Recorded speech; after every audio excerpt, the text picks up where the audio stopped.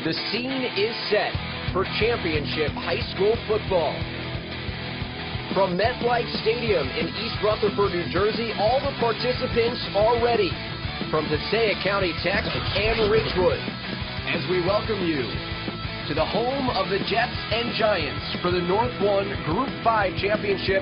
Third-seeded Bulldogs and the first-seeded Maroons battle for a title.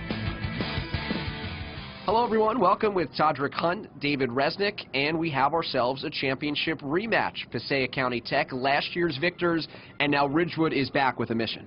That's right. I mean, Ridgewood is all about revenge this year for that team after losing 27-0 last season. Now, they did beat Passaic Tech earlier this year, 14-7 in Wayne. But the same thing happened last year where Ridgewood won the first game of the season only to lose in the title game. So it'll be interesting to see what happens here today when these two teams lock up. 3 rounds in total, 2 of them led here to MetLife Stadium, where Ridgewood had a fourth-quarter comeback against Montclair to knock off the Mounties, and then Passaic Tech went on the road, upended the 2-seed Union City by a 2. And so we are ready for championship football on News 12 Varsity. Ridgewood and Passaic County Tech battling for a Group 1 North 5 championship from MetLife Stadium on News 12 Varsity.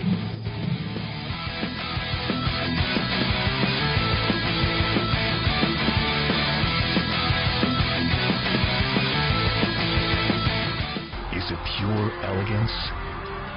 A relentless work ethic? True grit, the extraordinary ability to rise to the occasion, or is it all of the above? Join News 12 Varsity host Jimmy Cavallo and our team of experts as they ceremoniously unveil the 2016 All-Metro football team on Thursday, December 15th at 7 p.m.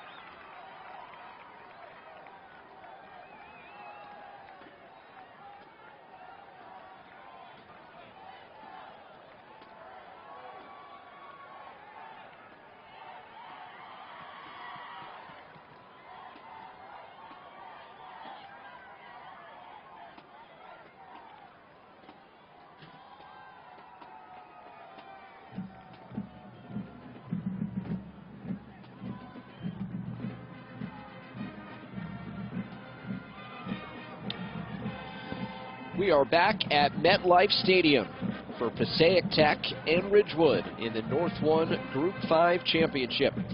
With Todrick Hunt, David Resnick, the third member of our broadcast team is Amanda Puglisi down on the field. Well, David, this is the rematch that a lot of people have been looking forward to, especially Coach Chuck Johnson of Ridgewood. You know, he says that he didn't think that last year's score really represented how good of a team he really had. You know, Todrick, you said it before. Last year, Ridgewood played Passaic Tech in the regular season. They won in the regular season. They lost in the championship game. And very similarly, this year, they beat them again in the regular season. So Coach Johnson thinks that now his team really has the experience of understanding how this Passaic Tech team plays.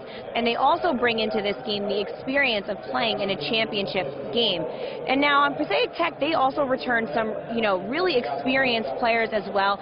You know, it's guys like Derek Quavers, Warren Carter that Coach Demarest is really expecting to have a big game. This is the third time that this team has been in the championship, so they really know how to ease into the pace of a championship game. MetLife's a bigger stadium, but like Coach Demarest says to his team, it's the same length of our football field. We know how to play football. Let's play our style of football.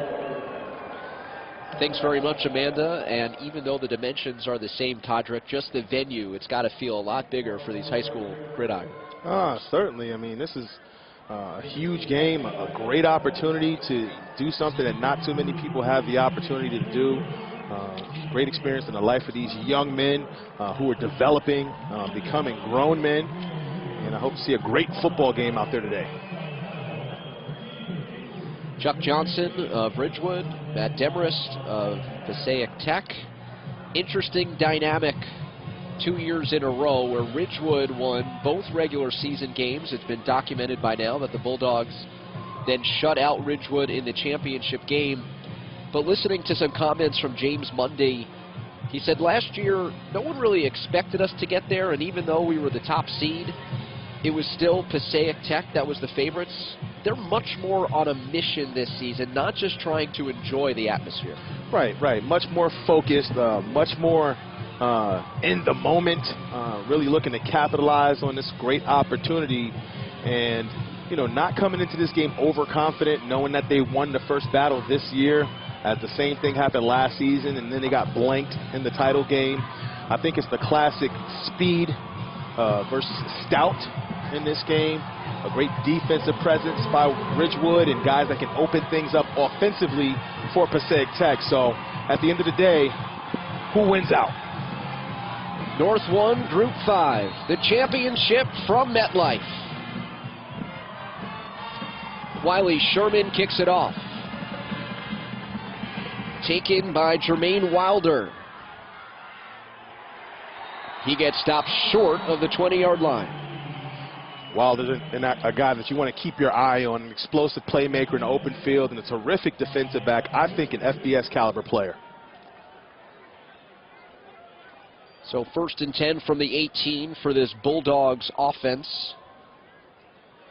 Riding a 3-game winning streak behind their quarterback, Derek Quavers.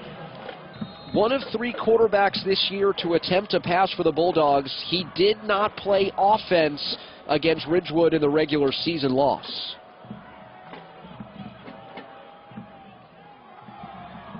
Run play on 1st down.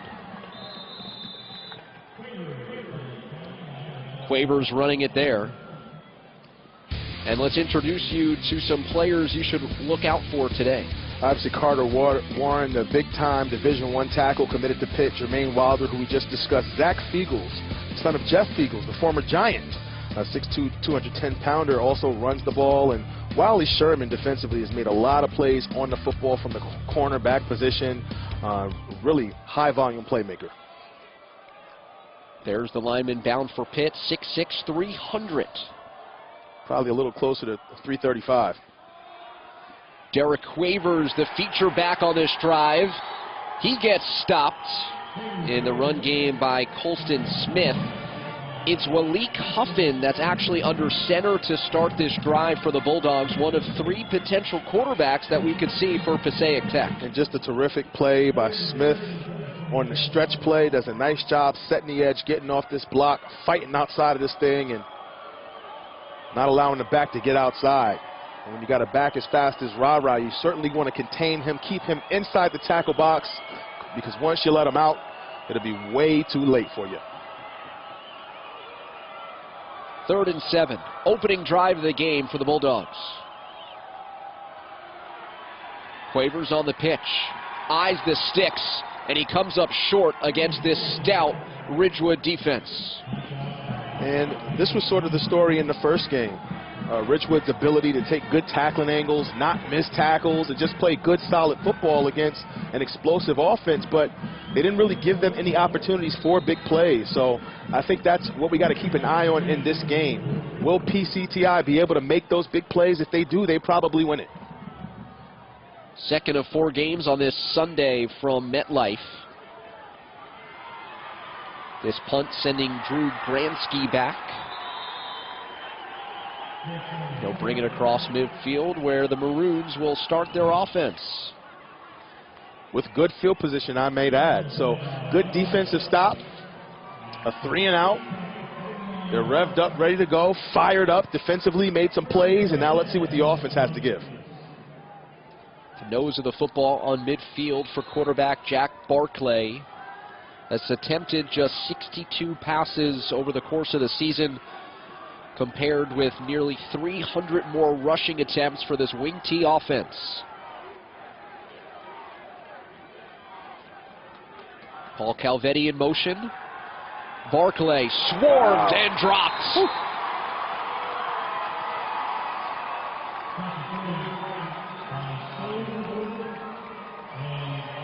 Just an unbelievable job. 2 guys corralling at the quarterback. They had him tucked in, inside out. There was absolutely nowhere to go.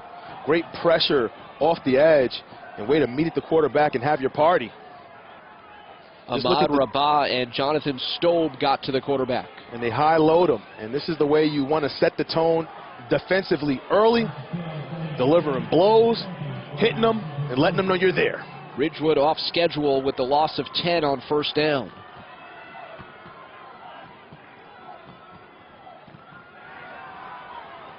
Bread and butter play, fullback dive.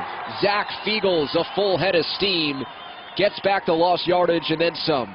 And to talk about Fiegels, he's actually a Miami commit, easily the best punter in the state, just like his daddy. But I think what enticed those guys to offer him a scholarship is his ability to run the football as well. He's a tremendous all-around athlete who you can get involved in multiple facets of the game if you wanted to. A lot of times, even if you're great as a punter or a kicker at the high school level, you don't get an offer. You get a preferred walk-on opportunity to earn an offer. So that's pretty impressive. Thrown by Barclay, too high. Danilo Romero, the intended target on the first passing attempt by Barclay. 4th down.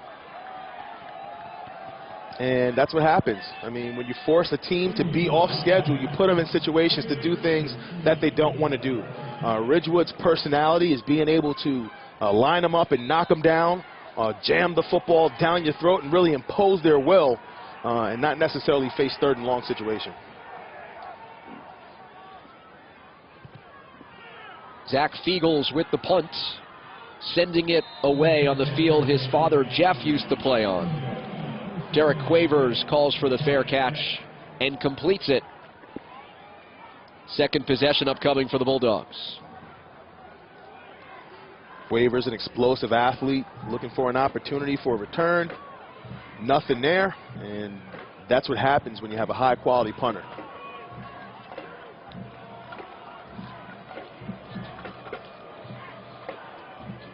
Scoreless game, nearly 3 minutes in. Teams trading punts to open things up in the North 1 Group 5 championship.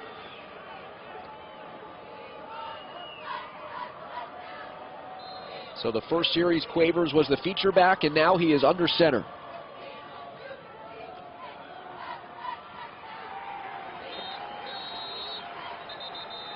Short run up the middle. Ridgewood does a nice job undercutting those blocks at Passaic Tech. The white jersey's not able to cover up those 1st and 2nd line defenders on that play. Carter Warren sort of gets lost in space. They're able to use that speed to cut up underneath and bring down the ball carrier. Hector Colon was running behind the lead block of Nasir Watkins. Quavers, play fake. Steps up into the pocket. Spins away from pressure, but finally brought down. Good pursuit by Ridgewood, and Ted Murphy credited with the sack. And that's what you'd call a coverage sack. I mean, you just can't expect for your offensive line to be able to block that long. They did a decent job initially, but he brought those passing windows down about a second too late, which allowed that Ridgewood defense to corral him and bring him down.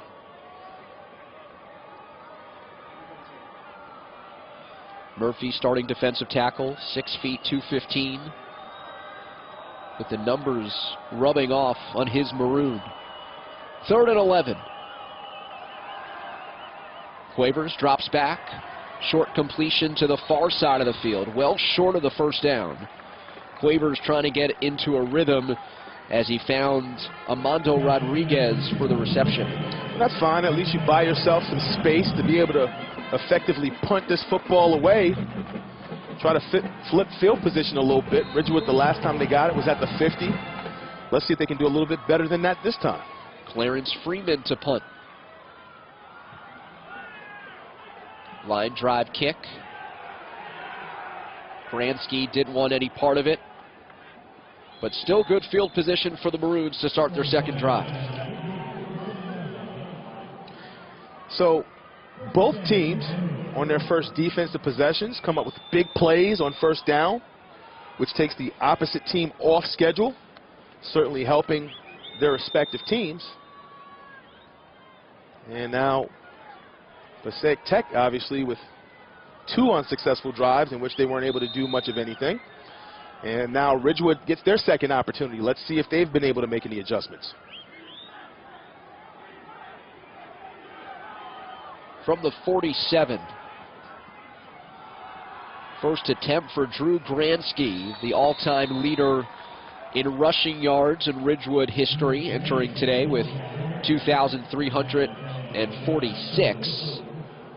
And a great play fake by Barclay. I thought he had this football, but he hands it off. So expect him to keep that football a little bit later in the game as he's rolling out on that boot. For a wing T offense, how much does everything build off of each other? I mean, it's certainly a culminating type experience in which you set up plays with the prior plays, you show them one thing, and then you come back with the other. It all comes down to being a disciplined defense and paying attention to your keys no matter who you think has the ball. Counter to Gransky, and he's got nowhere to run. Consecutive carries for the all-time leading rusher for Ridgewood. Jonathan Stove making another tackle.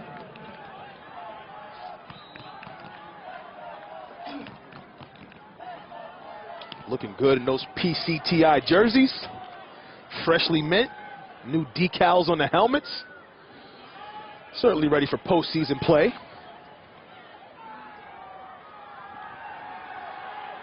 Third and 10. Barclay airs it out. Looking for Romero again. Overthrew the target with Quavers in on coverage. Maroons are forced to punt. Quavers did a nice job sitting in that receiver's hip pocket. Had a step on him, but he stayed with him, ran just enough interference to not allow him to break free, get that separation to catch that ball.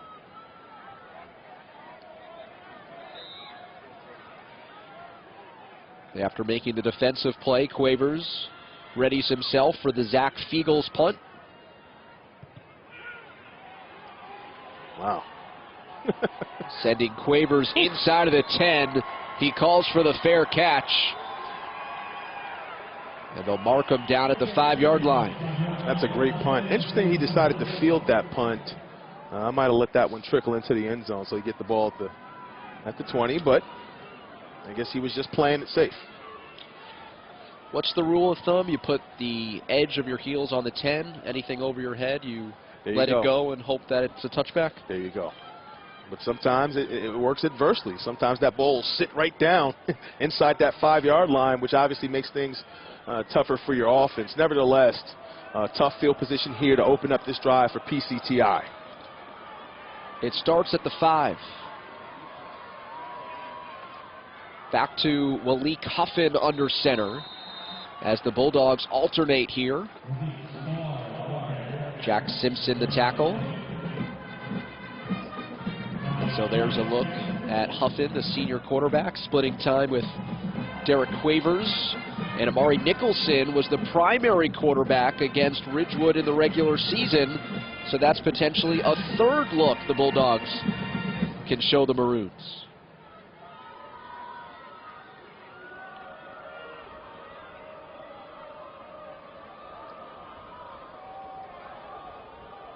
Second and 9. And a flag is down before the snap.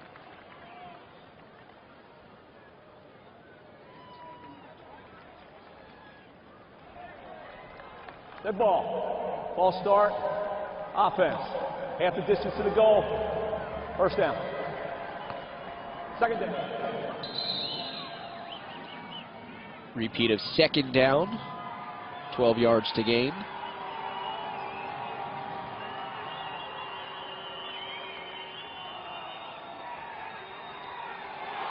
Razik Starr lost the football. Ridgewood ball. And certainly not the area of the field you want to put that ball down on the field turf. Huge turnover for Ridgewood, who will look to go in for a score. Recovered by Smith of Ridgewood. Let's take a look what happens here from a behind shot view. And Starr just looks like a Ridgewood defender gets a hand on this football and it just pops out. Wasn't a whole lot going on there. 64, Jack Simpson with the headsy play. So first and goal from the 4. Diving forward is Paul Calvetti. Picks up a couple. And now if you're PCTI, you got to really dig your heels in deep here. You've got an opportunity to stretch this thing out, force Ridgewood to kick a field goal, but you got to hold tough. When you have Gransky and Fiegel, sometimes a player like Paul Calvetti goes unheralded, but he is the third member of the starting backfield for the Maroons. For head coach Chuck Johnson. I'd expect Ridgewood to pound this thing north and south. Fiegel set up in the fullback position from the 3. Here's Fiegels just lunging forward. And if he was trying to dive into the end zone, started his jump too soon. Jermaine Wilder had the tackle. And those are the type of plays that I'm talking about with Wilder. Just a tremendous form tackle on a high-octane play. Fiegels with a full head of steam here.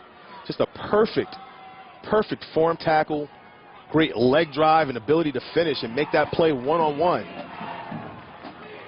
1-yard pickup for Fiegels, who really exposed himself there after the jump. Approaching 3 minutes to go. Third and goal. Fake to Fiegels. Barclay rolling out. He stopped short. Tremendous play in space by Derek Quavers. And what did we say would happen the next time they ran that play? We said the quarterback would keep it and try to hit that corner. PCTI was hip to it. Did a great job being rangy, being focused, following that play over the top, and taking Barclay out of bounds. Wiley Sherman is on to kick a field goal of 20 yards, but before they do, timeout Ridgewood.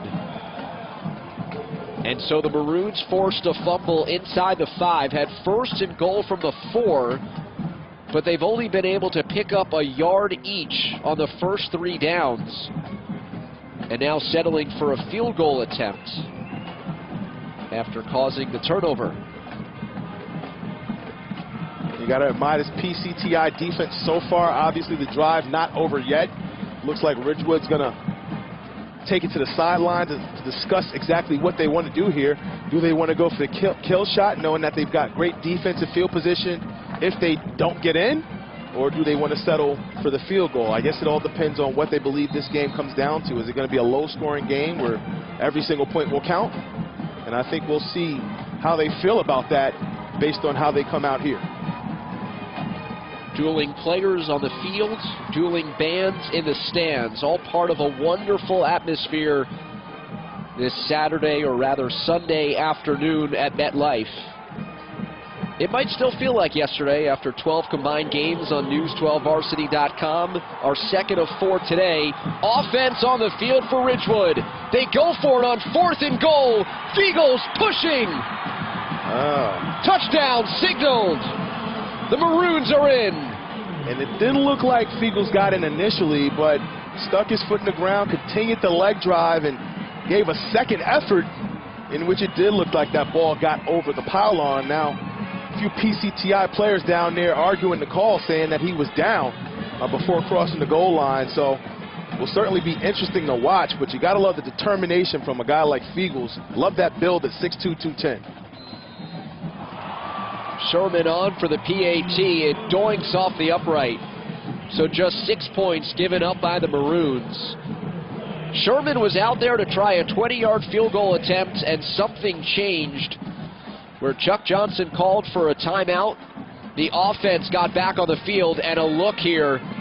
No doubt about it, I think, Todrick, on this angle. Feagles was never down. He was on top of bodies and got pushed over the plane.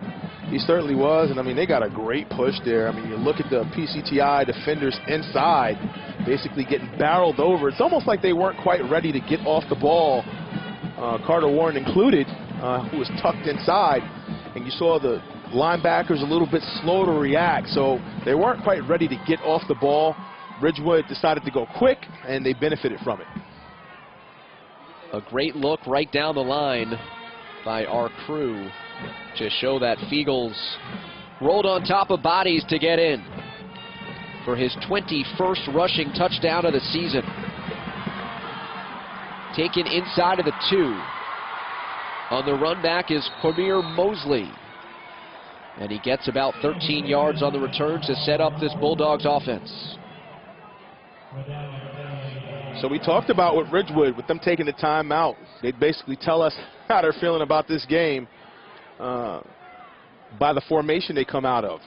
They were going to settle for the field goal, decided not to, ended up paying off for them. They get 6 points here and now put the pressure on PCTI. Obviously, it's still very early in this football game, but as good as these two teams are, you certainly don't want to let it start to get away from you. You got to be able to keep up and respond. Just a 14-7 regular season victory for Ridgewood. Low scoring affair there. Derek Quavers throws to the sideline. Vincent Mariani gets his feet planted firmly in bounds to complete the catch. Mariani does a nice job dotting the I off the very good throw by Quavers. I mean, look at the zip on that football. A little high, but gotta love the velocity of it. Right into your living room there, as Derek Quavers is the quarterback for this 4th drive. So far alternating with Walik Huffin under center.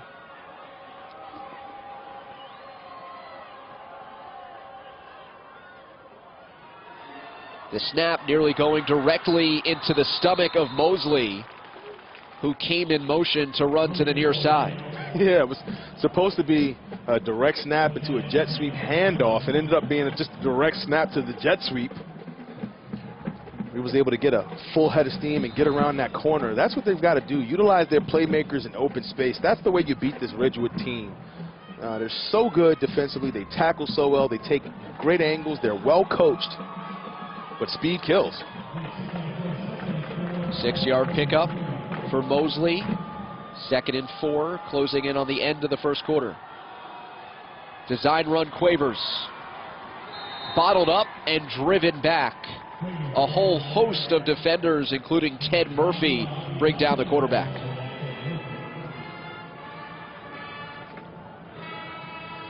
As you see it develop here, he steps inside.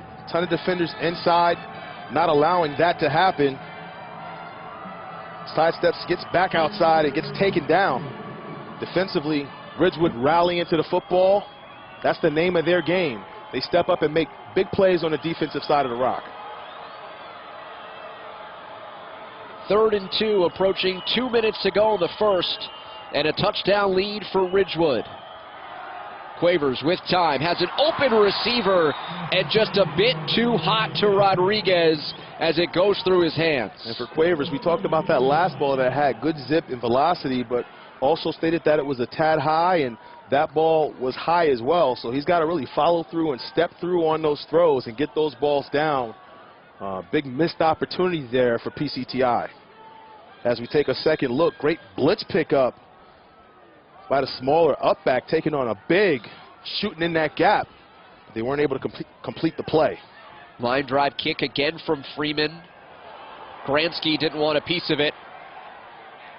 And that topspin continues to work in the Bulldogs' favor.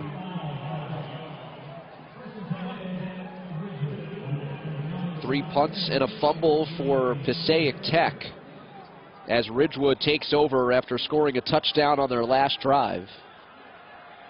Under 2 minutes to go in the first quarter, Ridgewood taking over at its own 25. They are the top seed in this North 1 Group 5 bracket. Passaic Tech, the number 3 seed. But the 8 you see there reflects the fact that Ridgewood is the 8th best team in our News 12 Varsity Tri-State Top 25. They also happen to be the 8th best team in New Jersey, and that shows you the strength of the football played in this state. Jeff Fiegels, the ball carrier, to the 30. And that was Carter Warren making that play. Fiegels slips out of the tackle but couldn't quite keep his feet at the end. Good job by the big man inside, absorbing that contact, not being moved off the ball, and having the mindset to get a couple hands on the ankles there, bring down the ball carrier.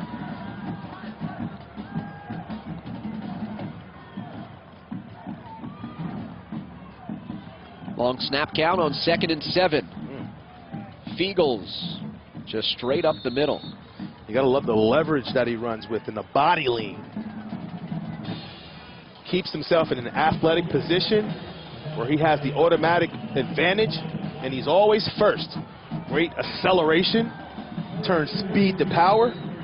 And again, those are some of the assets that I believe caused Miami to offer. Again, a lot of punters and kickers can be as great as they want to be, but not a lot of those guys actually get offers. But when you have a complete athlete that you can say, hey, maybe we can actually get him doing some additional things as well, it certainly makes it a lot easier to do. 3rd and 2. Running room for Fiegels. First down, Ridgewood.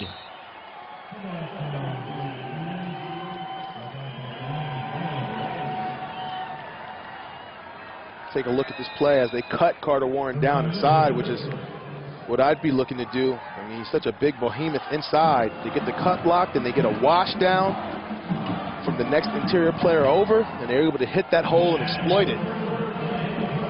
Seem to be beating PCTI to the punch as far as getting off the ball and getting in their pads before they're able to get off the ball. First quarter in the books from MetLife. North 1 Group 5 championship.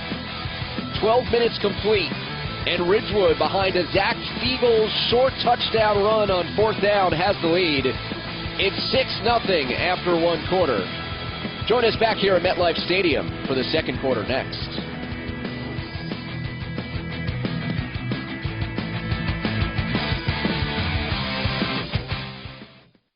Is it pure elegance? A relentless work ethic? True grit? The extraordinary ability to rise to the occasion? Or is it all of the above? Join News 12 varsity host Jimmy Cavallo and our team of experts as they ceremoniously unveil the 2016 All-Metro football team on Thursday, December 15th at 7 p.m.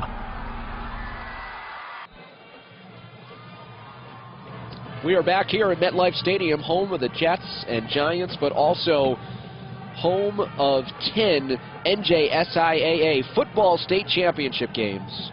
Start of the second quarter with Todrick Hunt, David Resnick, Amanda Puglisi down on the field, our entire News 12 varsity crew, as Ridgewood continues a possession up 6-0. Jeff Fiegels, or Zach Fiegels rather, taking the carry there. So natural to say Jeff Fiegels in the home of the Giants. Zach following in his father's footsteps by going to Miami, and also today by punting on the field in which his father did. Low scoring first quarter. Defenses ruling the first 12 minutes. Great opportunity for all these guys. Obviously for Fiegels, there's a separate dynamic there that makes this game even more special. Passaic Tech outgaining Ridgewood, but the Maroons have the touchdown because a drive started at the 4-yard line. End around for Paul Calvetti. On 2nd and 9, he picked up 9.5. And just a well-constructed play by Ridgewood. They capitalize on flow to the left side of the field. Pull a couple guys backside. Great pulling block by 54. Gets his hips around in the play side gap. Gets the seal. And they're able to pick up the first. This could be a forgotten guy in the offense with all the attention to Fiegels and Gransky. That could be a big difference maker today behind the offensive line play led by Chris Black. That's right.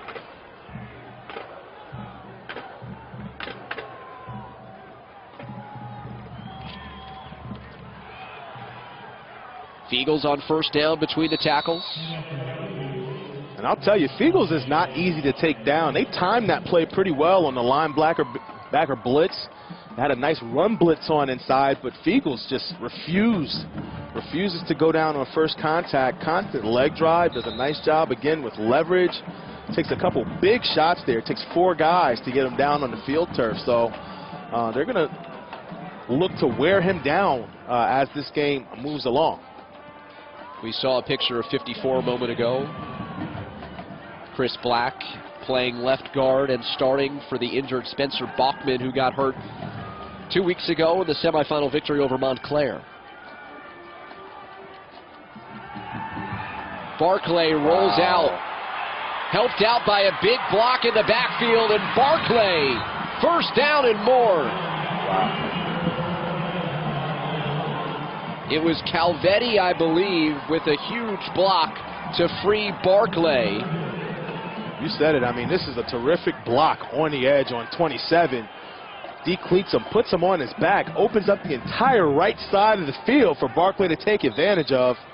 Let's take a look at the end zone shot to really see this block here. Gets him on the shoulder, sort of sends him into a tailspin. Barclay with the ball in that outside hand, sort of carrying it like a loaf of bread. Picks up a big first down. There was a lineman that came over on a push-out block there. Barclay had loads of room as Calvetti gets the call on first down inside of the 30. They run that same little stretch play in which they pull the left guard, who does a great job getting out in front, sealing inside. PCTI has to find an answer for that play. They have yet to do so. So the junior halfback, Paul Calvetti, with more touches in the first half than Drew Gransky, the other starting halfback, who happens to be the all-time leading rusher in Ridgewood history. So great balance and diversification so far from Chuck Johnson's club, who had 2 weeks to put a game plan together.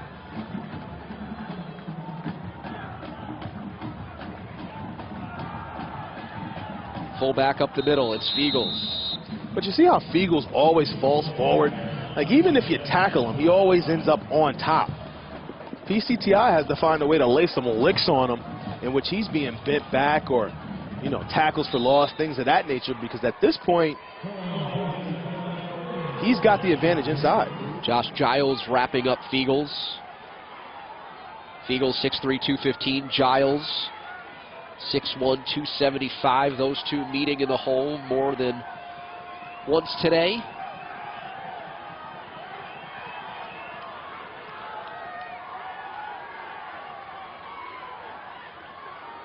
Nearly a 5-minute drive for the Maroons. Thought there was some movement prior to the snap, but the play gets off cleanly. And I'll tell you, these Ridgewood guys, they run hard. I mean, even when there's a defender plugged in the gap, there's still going to be movement. You see a wash down block there, a pancake up front, and ran right into a wall at the point of attack and was still able to move it a good yard or two. 4th down and 3. Line to gain is the 22. Ridgewood already converting a 4th down today. It was good for that 2-yard Zach Fiegel touchdown. 5 on the play clock. Barclay gets it off. He throws, and it's nearly picked off. Jermaine Wilder nearly had the interception, and then 75 yards of green in front of him. And that's a play Wilder makes 9 out of 10 times. Nothing but green turf in front of him. If he can find a way to corral this football, which was thrown right to him, and he knows it, nobody's got to tell him about it. He's a highly talented athlete, does a great job getting himself in position to make the play. Can't quite finish it off with the ball skills, though. Sometimes you get over anxious when all you see is green in front of you, and you've basically scored the touchdown in your own head, yet you end up being flashed back to real time and realizing you never caught the ball. I think he already had his touchdown dance figured out. Yes, and I think that's what we see nowadays. A lot of guys thinking about what they're going to do when they get in the end zone. Regardless, it's Passaic County football. Derek Quavers is the quarterback. Good coverage down the field, so he'll scramble. Get back past the line of scrimmage by +1. And there are a couple Ridgewood defenders down on the ground. A nasty play, a couple nasty collisions on that play. I'll tell you, that PCTI offensive line is doing a nice job in protection, but quarterback is holding onto the football a bit too long. I mean, Quavers, look at this. Look at the pocket here. I mean, great protection. The blitz pickup looks, it's there. But he's holding that football for a while. So Ridgewood, surprisingly and impressively, must be staying with these receivers. Not something thought to be their strength as far as the defensive backfield, especially when matched up against the speed of PCTI. But you can certainly say they've done a good job covering PCTI down the field and competing.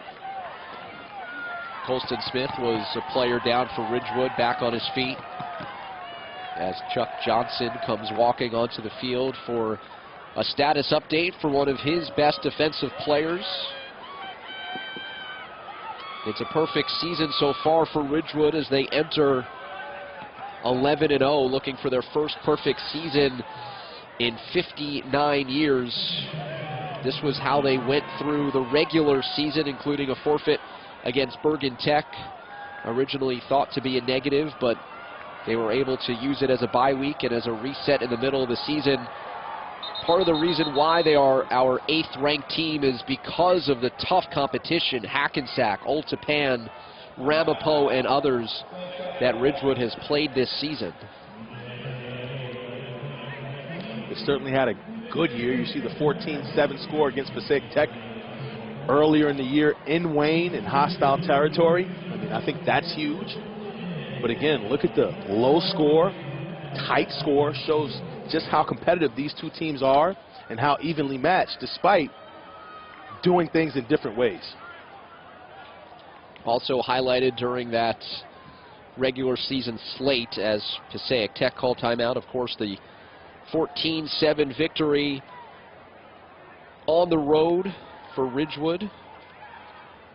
Second year in a row that they've won a regular season game against the Bulldogs, and then at the end of the season meeting Ridgewood, or meeting Passaic Tech in the championship game.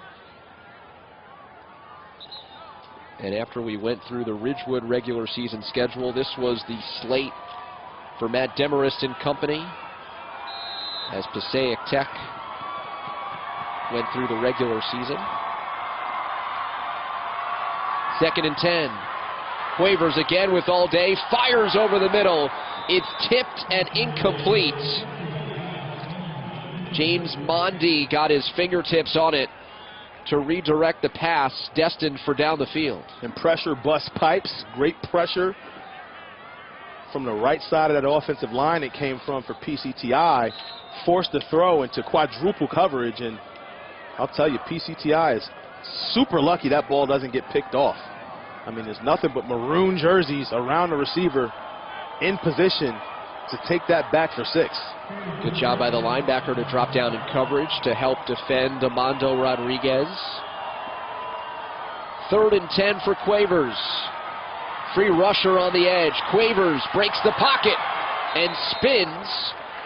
Needed the 36, and he didn't quite get there, and a late flag after the play. And it looked like he got dinged in the head towards the end of that play, but overall I thought he did a better job stepping up in the pocket against the rush instead of sitting back there so long and really hanging it all line out to dry, he steps up in the pocket and creates a play and could capitalize off that play because of it.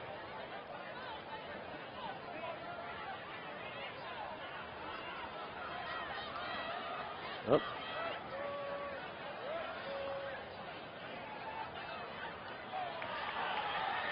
Flag came late. Thought it was after the play, but it was a holding during.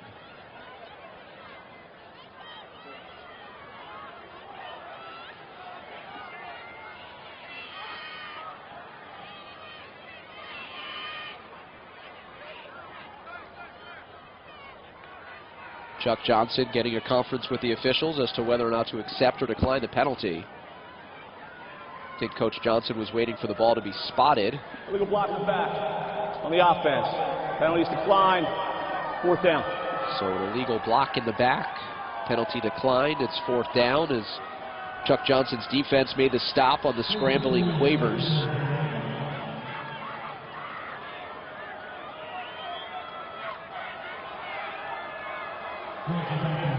Clarence Freeman on to punt.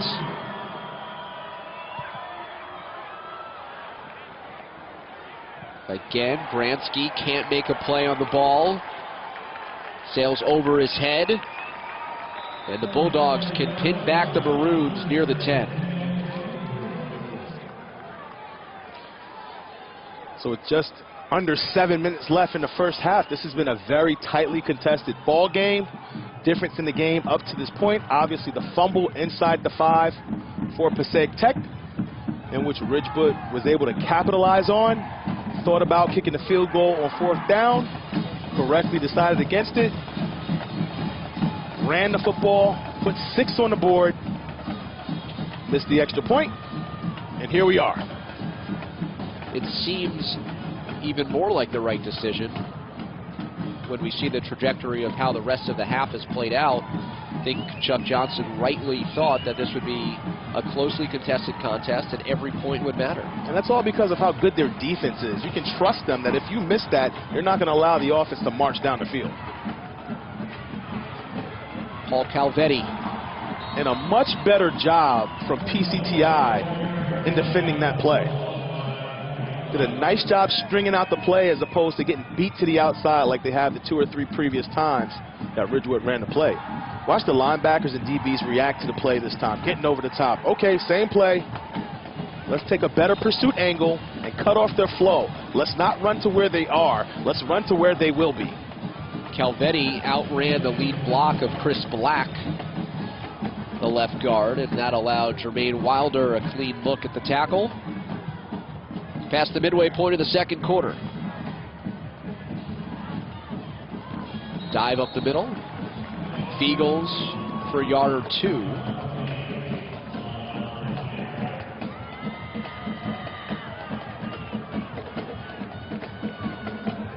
Bit shaken up after that run.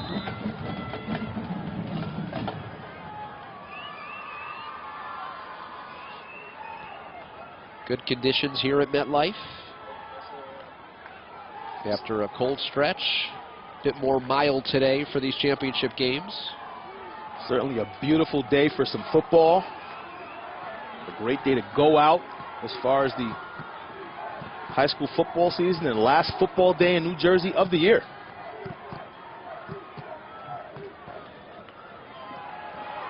Feagles on 3rd down. Didn't find any running room. Jonathan Stobe. And if you're Passaic Tech, you've got to see the recipe for success here. Keep them off schedule early and down in distance, and they have a tough time converting 3rd and long simply because it's just not what they do. They're used to pounding the football, getting the early advantage, you know, converging for big-time yardage on 1st downs and kind of staying in their comfort zone. Once you take them out, they don't necessarily feel comfortable there. Feagles punting from his own end zone. Not his best effort as it's off the side of his foot. But even a bad Feagles punt kind of works out for you.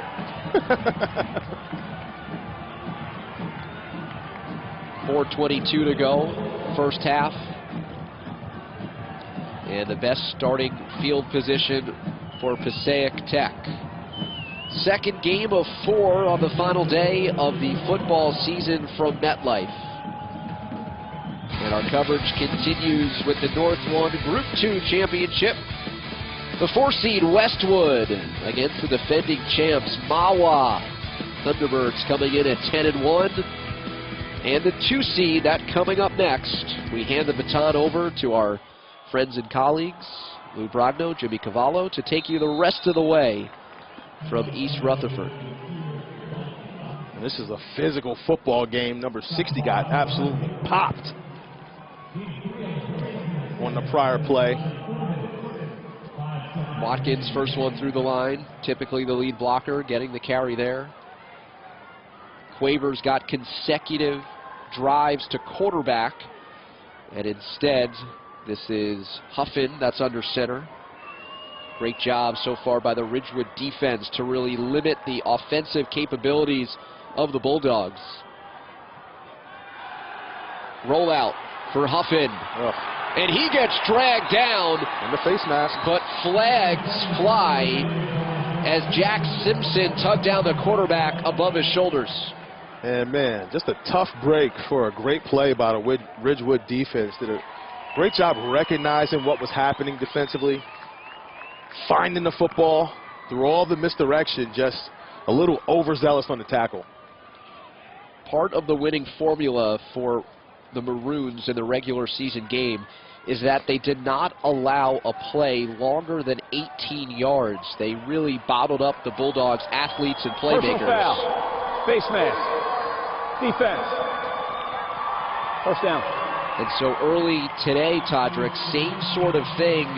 The athletes have not gotten into space. They haven't had the opportunity to make big plays.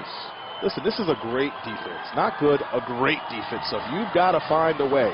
You've got to give a maximum effort and take advantage of every little crease that you got. And eventually you'll break one, but you got to keep working towards it. Huffin goes to the air again. Thrown to the end zone. What? Intercepted at the goal line. Oh, man. Jack Kiernan came down with it. And he looks like he got hurt on a play, covering up his ribs. Let's see what they call here. Interception. Oh, man. Unbelievable. A tremendous leaping effort. Wow. By the senior Jack Kiernan. Quavers takes a chance here. Throws this 50-50 ball across the middle of the field. Both guys have equal opportunity to make this play, and who wants it more? Let's take a close look here. Looks like Ridgewood. Good protection up front. That ball comes out. Good velocity. Both guys have a chance to grab it. Just better body position by the Ridgewood defender. Kiernan in a jump ball with Vincent Mariani. And if they were tied at the apex, Kiernan definitely had the advantage down on the ground. A tremendous individual effort for the INT. And then you tack on the touchback and they get the ball at the 20. That's a magnificent play. A little bit of breathing room for Ridgewood. Drew Gransky gets involved with the offense with the carry. 3 minutes to go in the first half. Now, let me tell you, when Drew Gransky watches the tape, he's going to be a little disappointed, because if he had his eyes up and looked to the right side, he had nothing but green to the right side of the field and could have broke that play for a score. Nonetheless, a terrific run as we see 54 down on the field. Writhing in a bit of pain, but let's take a look at this play again. Watch the right side of this field open up. Look at that. If he jump cuts, sticks that foot in the ground, looks to the right side, he certainly could still be running. Chris Black, the player down, already an injury replacement at left guard for Spencer Bachman.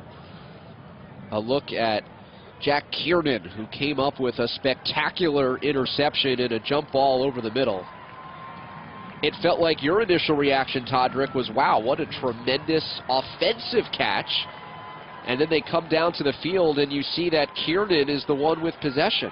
I mean, it's just a great battle, so evenly contested. But I'll tell you, when it comes to making timely plays, nobody's better than Ridgewood.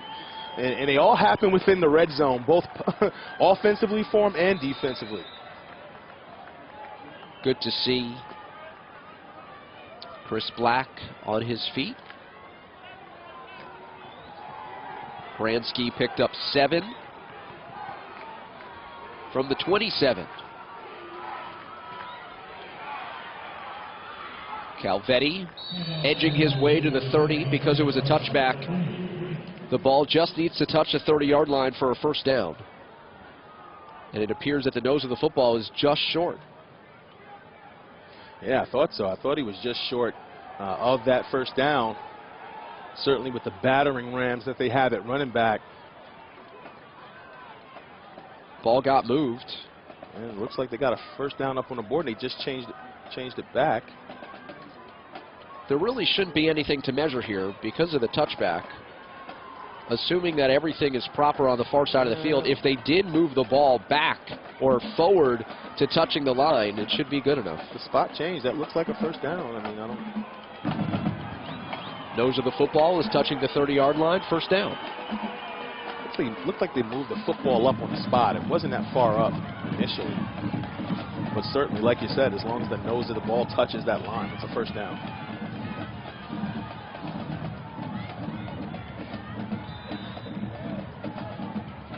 Clock-eating drive here for the Maroons, up 6-0 on the strength of a Zach Fiegels touchdown on 4th and goal from the 2. Drive continues from the 30. Played a great first half. If you're PCTI, you just got to hold tight, make sure Ridgewood doesn't come away with any more points on this drive.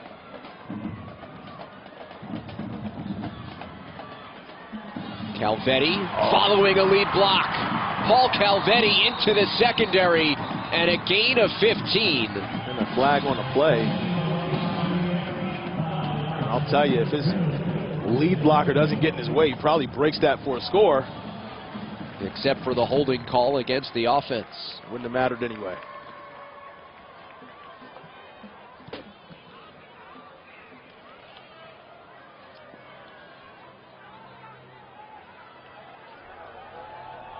Ridgewood gets the football to start the second half. On the offense. 10-yard penalty from the spot of the foul. First down. In high school, they do not identify numbers for penalties, but on this look, we will get an idea of just where the hold came from. On the left side of the field there, you certainly see a little tug of the jersey.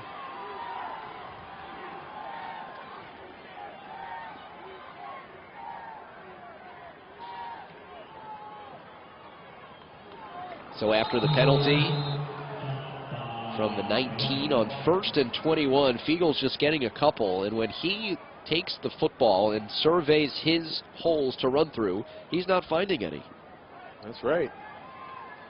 And not that he's doing much surveying. I mean, he does a great job just hitting that hole, but not much of a hole. I think PCTI is doing a much better job of rallying to the football. Fiegels 40 yards on 13 carries and 1 score, but has relatively been slowed down in this game.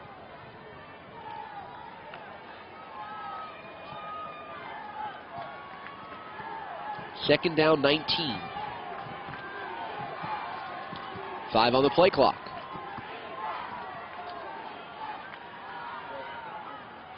Again, Fiegels fighting for extra yards. The ball might have come free at the end. Held on to by Ridgewood. 38 seconds left. Timeout taken by Matt Demarest. He'll want to force Ridgewood to punt it away, with the Maroons facing a 3rd and 15.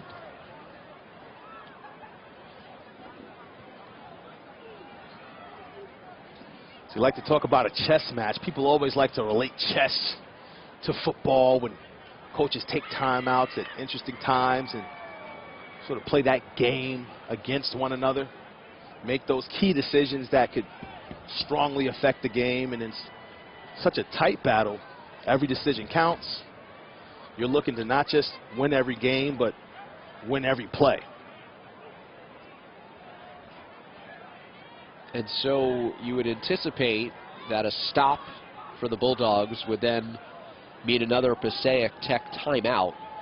to force Ridgewood to punt and allow their playmakers another opportunity. When you consider the lengthy drives by Ridgewood here in the second quarter, plus the fact that the Maroons get the ball to start the third, the offense for the Bulldogs will not have seen the ball in real time in a very long time.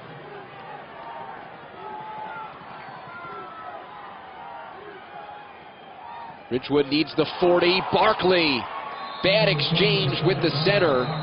He just pounces on top of it, and timeout taken by the Bulldogs. And that certainly makes things somewhat interesting, but Fiegels is such a good punter. He'll likely directional punt this ball out of bounds and not give PCTI an opportunity for a big play. Just slipped out of Barclay's hands as he was turning backwards. Two weeks ago, I was at Ridgewood for the Maroons' battle with Montclair, and it was a chilly night. But guess what? Chuck Johnson still wore those khaki shorts. There is something about coaches and khaki shorts. They are all the rage, my friend. Trust me, I got my pair. There's just something about wearing shorts in the winter. Yes. But thankfully, the cheerleaders of Passaic County Tech realizing that it might be a little chilly. There's no harm. The full body suits. In a jacket, like, come on. pants. As we should comment, some as we pom-poms. are nice and toasty in the absolutely press box. So Fiegels averaging 35.3. A couple of those he dropped inside the 20 purposely. He could have booted through the end zone and had a higher average, yet that would not have helped his team. Oh! It is blocked. Wow. Talk about a development. And so by taking the timeouts and forcing the punts, the Bulldogs make a play in special teams. Yeah, I'd say so. That was a terrific play. Talk about sudden change here. You get your hand on this football, make things tough on this Ridgewood punt squad. You got such a talented punter like this, I think it makes sense to send the dogs at him sometimes, give them something to think about. You can't let them sit back there comfortably. They put the block on, and they were able to get it, and now they got a chance to go in for a score before the half. Looking for the first offensive touch for Razir Jones, but his first impact comes on special teams. 27 seconds to go, no timeouts. 1st and 10 at the 17. Derek Quavers with a flag down, rolls to the right, and he is sandwiched between two Maroons who take him down. A combination of Mondi and Daniel Jola.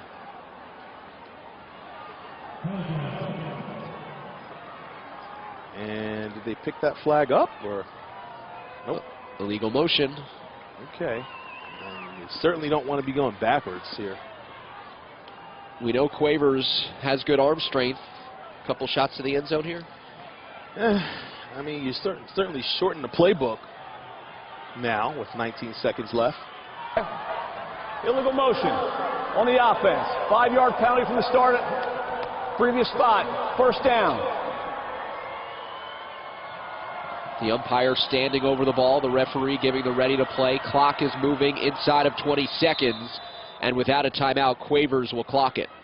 Smart. I mean, it's not the downs necessarily that matter so much here. Got a good opportunity to take a couple shots here to your playmakers down the field, who are billed coming into this game as being the more explosive skill set when compared to the Ridgewood DBs. Haven't really been able to take advantage of that up to this point. There's been a lot of pressure up front. That offensive line needs to settle down, sink those heels in the dirt.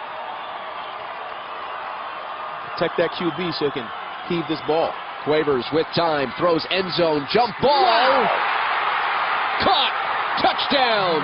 Rodriguez in the corner, gets retribution for the earlier play and ties it up at 6. And just about everything on that play for PCTI was perfect. Good protection, good velocity on the fade route, a well-run route, and a good job high pointing that football and coming down and dotting the I.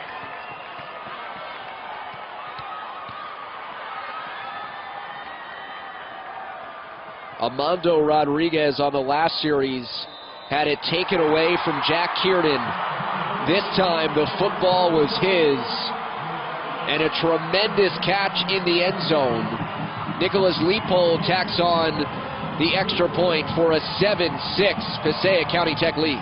Let's take a look at the ball here. Look at the air he gets up underneath the football. That nose tip bears down on the receiver who high points the ball, has the concentration to get his feet in bounds, does a nice job with body position, doesn't push off on the defender, just takes a better angle, better body position to get up there and snag that football. Just a tremendous play from end to end. 6-1 against the 5'10 Dan Joya. This all started because of the punt block of Razier Jones. And in the blink of an eye, you've absolutely flipped this football game. You go into the half potentially with a lead after a pretty seesaw-type battle. Eagles on the run back. So both touchdowns coming after a change of possession in the red zone. Ridgewood off of a fumble recovery at the 4, punch it in on 4th down. Passaic Tech, they block a punt inside of the 20. They recover, and then Quavers to Rodriguez to tie and then take the lead. And what clock management by Matt Demarest. Oh, yeah.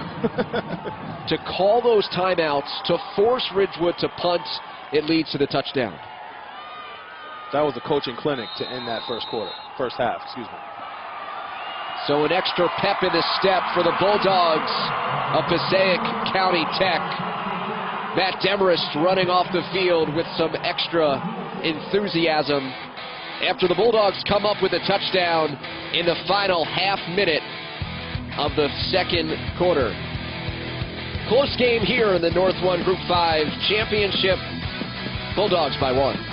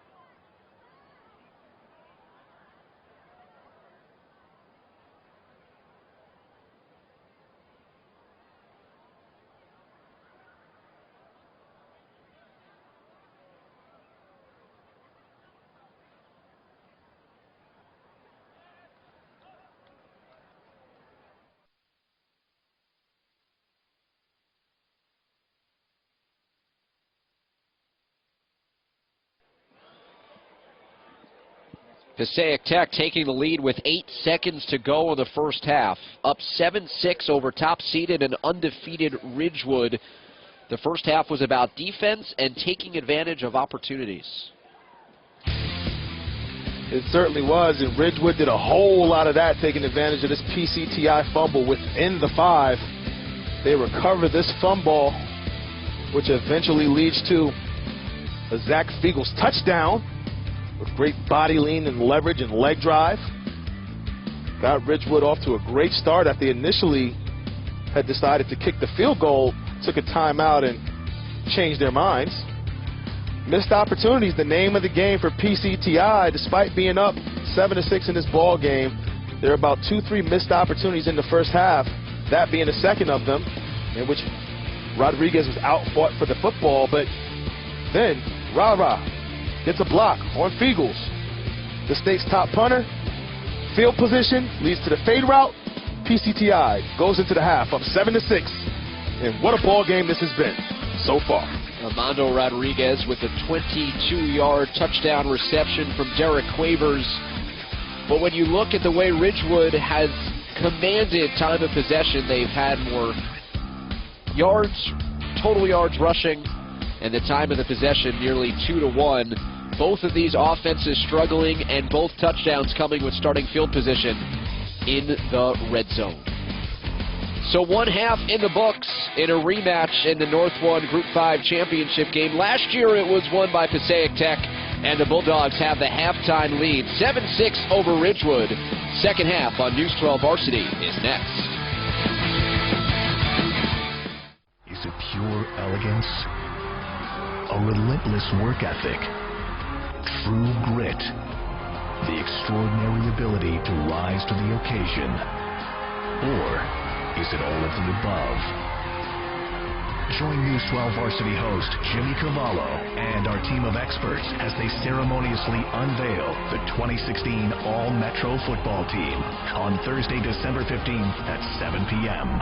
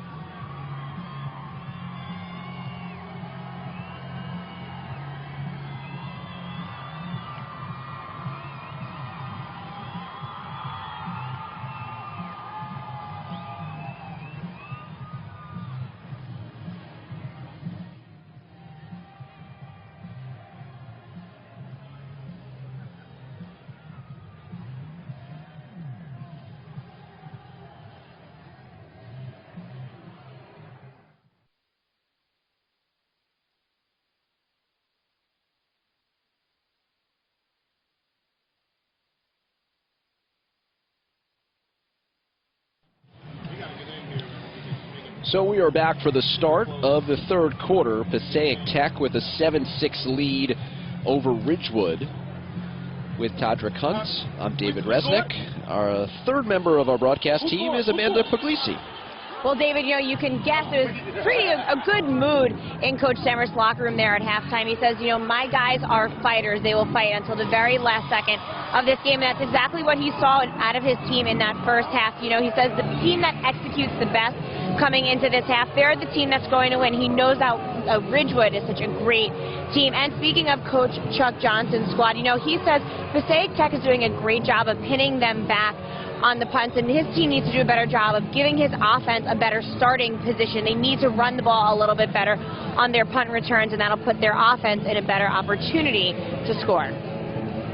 Well, thanks very much, Amanda. Passaic County Tech not only proving that they are going to fight all the way to the end of the game, but they fought all the way to the end of the first half as they scored with 8 seconds left. Chuck Johnson looking on as we're underway here in the third quarter.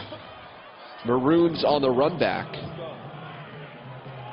Let's go. It's a high score. Let's go. Trailing by 1 point here. They take control of the ball to start the third quarter. And the Maroons had the ball driving with about 40 seconds to go. They had the early touchdown. Just that short 4-play drive because they got it at the 4-yard line. And then that block punt at the end of a 2-minute and 18-second drive. It gave the opportunity for the Bulldogs to get the ball with great field position and punch in that touchdown on that great throw from Quavers. So the run here for Zach Fiegels right up the middle. Fiegels had that touchdown on 4th down and momentarily was a controversial touchdown until we got a good look right down the line to know that he had gotten in. Another touchdown, or another tackle rather, by Jonathan Stobe. He's been great from his linebacker position. The handoff here to Drew Gransky. He was limited in the first half in terms of touches. What time is it? How much time left? And Gransky, last year over 1,000 yards, just the 5th player in school history to do so. Getting involved here by running off of the right guard. He came in 99 yards shy of consecutive 1,000-yard seasons.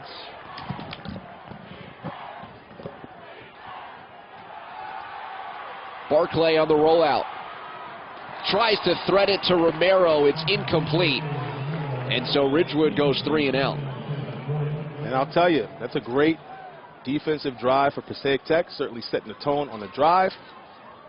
Getting the job done. Made some good halftime adjustments. Now they get the ball back. Great field position. And a great opportunity to really take control of this football game. So the last punt attempted by Zach Fiegels. It was Razier Jones coming off of the edge to block. No pressure here as Fiegels gets off a booming kick. Over the shoulder by Quavers. Has some room on the near side before he's walloped by Fiegels. Also plays linebacker as well. Sure tackle of Quavers, who was running it back.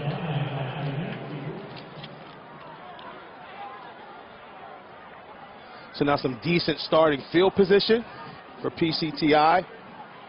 We'll look to move the football. Both offenses struggling in that department, especially when the opposing defenses come out on first down and take the offenses off schedule.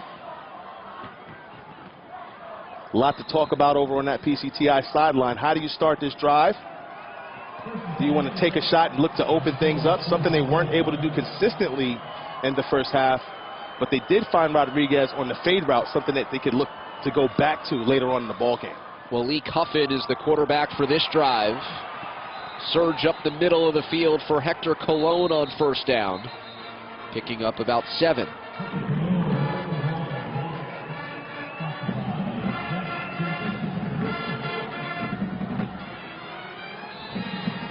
Jack Simpson, the tackle.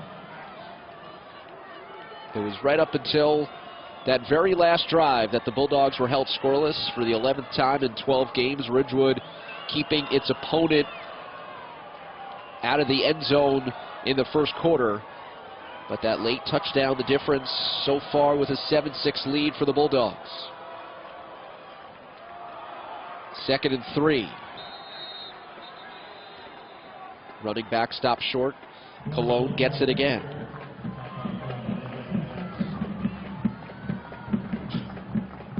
And again, stout defensively in the middle of that defense for this Ridgewood team, and that's what they're known for, playing stout defense, taking good angles.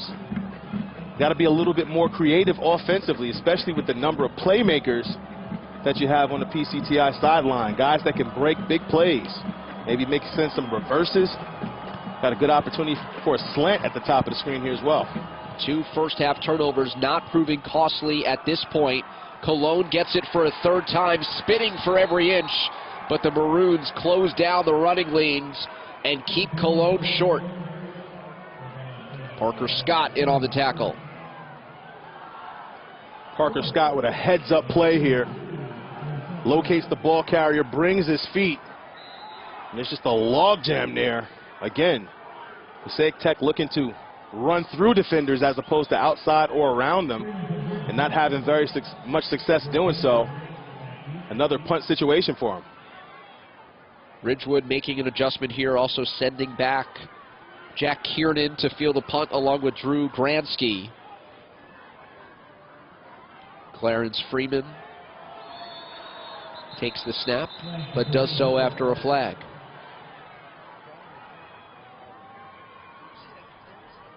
Dead ball. False start.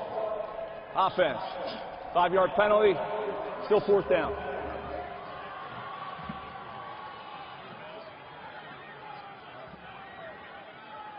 So any thought of a fake probably goes out the window as Ridgewood subs out its base personnel for more of its special teams unit. And they've got 2 guys back for a return situation. Whoever doesn't get the ball will turn into a lead blocker as they look to take this football up the field. Another line drive kick. Gransky doesn't want it again. Not interested in taking it off of a hop. And while Coach Johnson told Amanda at halftime that they need to get their offense better field position, that doesn't help the cause. And you just have to play smart position football if you're either one of these teams right now, because this has been an outright defensive battle. Neither offense able to consistently move the football. So you definitely play the field position battle. You make smart decisions as a coaching staff and give yourselves a chance to stay in this game, and especially playing with the lead. Definitely want to take the right chances. There will be opportunities down the stretch to take some shots and hope to benefit from those shots, but with the lead, definitely the right decision to play it safe and send your defense back out there on the field. Barclay 0 for 3 in the first half. Tosses it to Zach Fiegels. Allows the fullback to have some momentum heading into the line.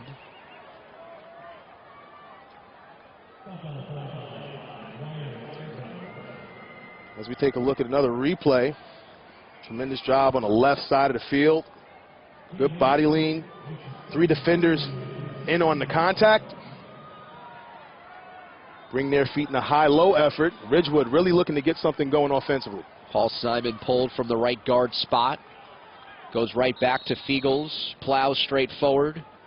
Closing in on the first down line.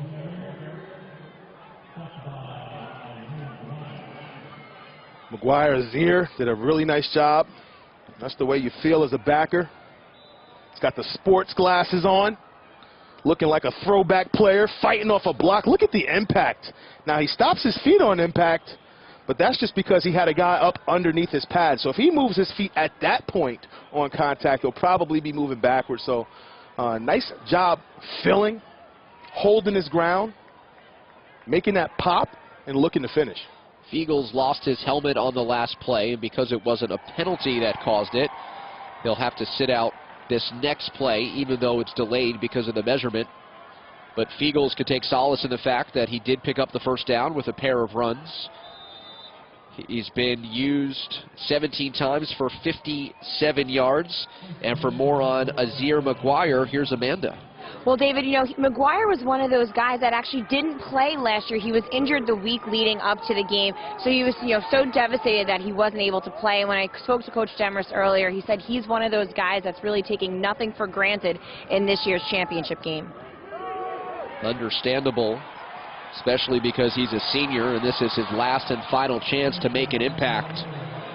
The way that Amiri Nicholson just did there with the tackle. And a lot of laundry on the field in this game here today.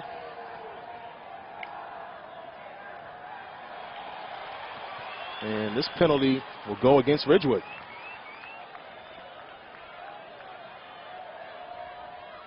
It's just like both offenses just can't get out of their own way in this ball game.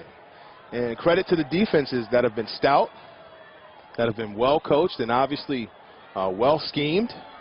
Two teams that have played one another earlier in the season. On the offense, 10-yard penalty from the spot of the foul. So first down.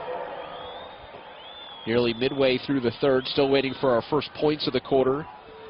At halftime, the teams combined for under 120 total yards. Just highlights how much of a defensive effort this really is.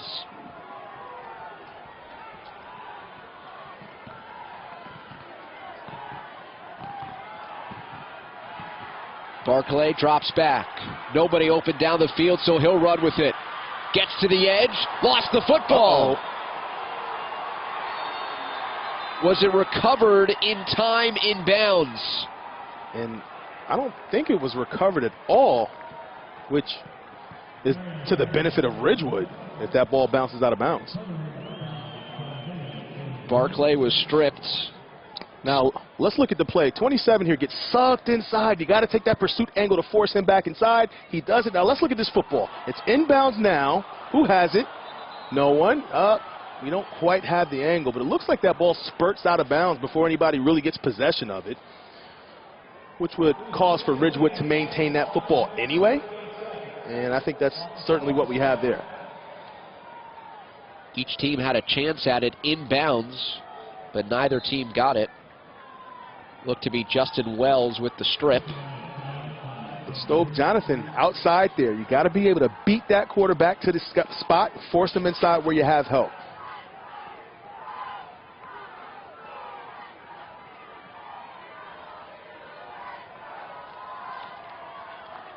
Fiegels back in the game, running with it on 2nd and 5.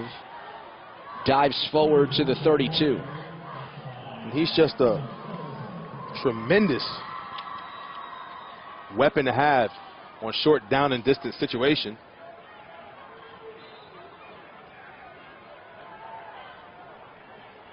Had yet to eclipse 1,000 yards coming into the game, yet had over 20 touchdowns. So just shows you how they like to utilize him on short down and distance and in the red zone. 3rd and 1. Bulldogs crowding the line. Fiegels gets enough. Stretching forward to about the 29 and a first down for Ridgewood.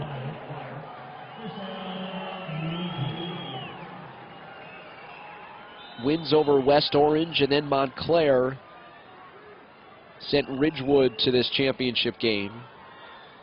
2nd year in a row that they met Montclair in the semifinals and then played Passaic Tech in the championship game.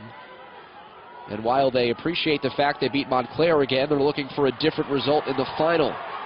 Swing pass out to Gransky, and Drew got tackled about at the line of scrimmage. And a great job with read and recognition by the Passaic Tech defense. They allowed the pass, but converged on the receiver, didn't allow any yardage after the catch. And just way to run. Great pursuit angle. And that's exactly what I was saying they should have done 2 plays ago as far as overrun that route. Force that guy inside. Don't let him get outside where there's nobody to help you out defensively. Wilder along with McGuire in pursuit for the Bulldogs. Counter crisscross there on the double handoff to Drew Gramsci. And the Bulldogs are stuffing the interior, daring Ridgewood to run to the perimeter, and they keep pounding it up the middle. They certainly are, and I'll tell you, it's a lot of big bodies up in the middle of that defense, and I'll tell you, it's been a seesaw battle as far as who's actually winning that battle up front. It's going back and forth, but you see that second level of the Passaic Tech defense starting to catch a full head of steam, step into those gaps, bringing their feet and making some plays. 3rd and 9.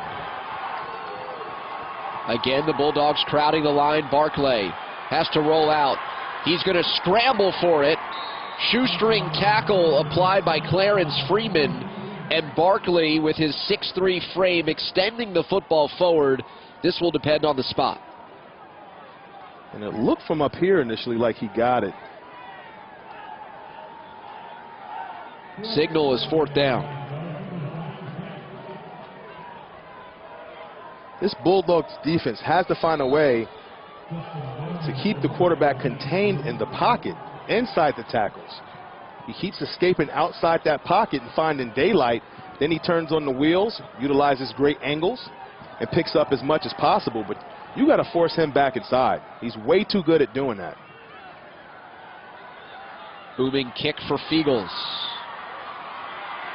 Justin Wells buried shortly after receiving the football. Ridgewood is claiming that it took it away, but Parker Scott only has the football because Wells' knee was down. And that was terrific kick coverage by Ridgewood, sending their gunners down. And it's a lot easier to cover kicks when you got a great punter that can put so much air up underneath the football, give you a chance to get down the field and cover the returner. But look at how many bodies, how many maroon jerseys converged around the punt returner. Scott was twisting Wells as his knee was hovering above the ground, maybe just a beat too late in stripping the football. Under center is Walik Huffin, and he'll turn to hand it off. First carry of the game, I believe, for Razir Rara Jones. Explosive speed is what the senior has. He's a guy, you know, highlighted throughout the week. We expected to see a lot more of him. For whatever reason, they haven't really worked him into the game plan so far here today. Has had limited opportunities. We've seen him make a couple plays on the defensive side of the ball. I'd like to see them get him going offensively. He had the block of Feagles that set up the Bulldogs' only touchdown. Huffin pointing out, signals. Flag is down as Jones makes the catch. As it stands right now, it's a first down, but there is a flag in the offensive backfield of Passaic Tech. In the holding area of the field.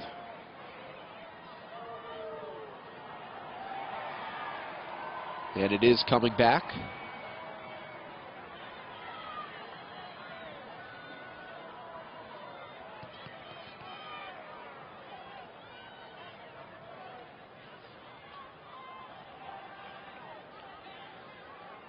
.123 to go, 7-6 in the Bulldogs' favor.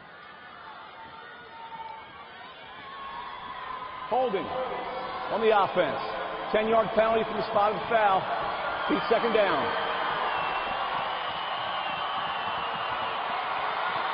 And so Passaic Tech pinned deep in its own end, which is adjacent to the student support for Ridgewood. And the Maroon faithful making some noise here on second down and 23.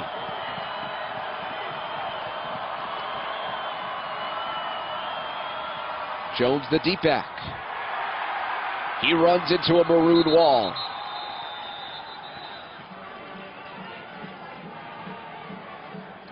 And Ridgewood, especially with Warren, is doing a nice job out leveraging him, getting up underneath his pads so he can't bring the type of movement that we usually see from him. Doesn't quite bend those knees and get that push. And because he gets his feet taken out from underneath him, sort of led to tripping up his running back just a bit as opposed to completely washing that guy out the play like he usually does. Maroons again making noise from the side. 3rd and 21. Oh, boy. And Huffin goes down in a heap. He got absolutely pummeled by Paul Simpson.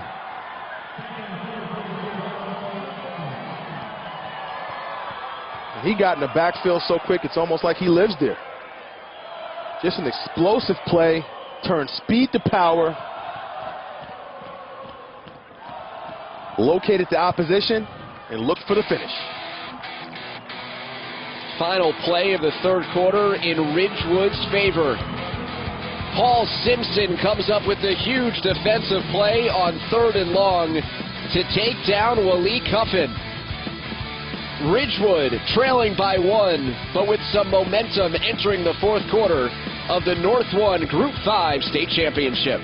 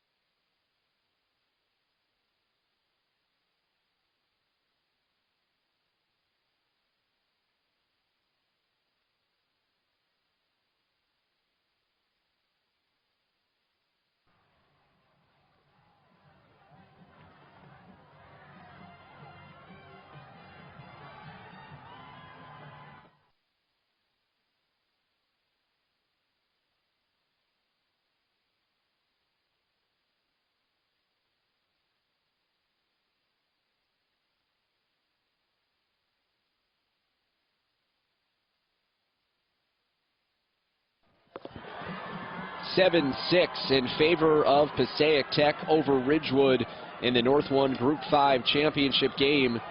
End of the 3rd quarter gave the Ridgewood faithful a little bit to cheer about as Paul Simpson came up with a sack to force this punt in which Clarence Freeman will kick it from his own end zone.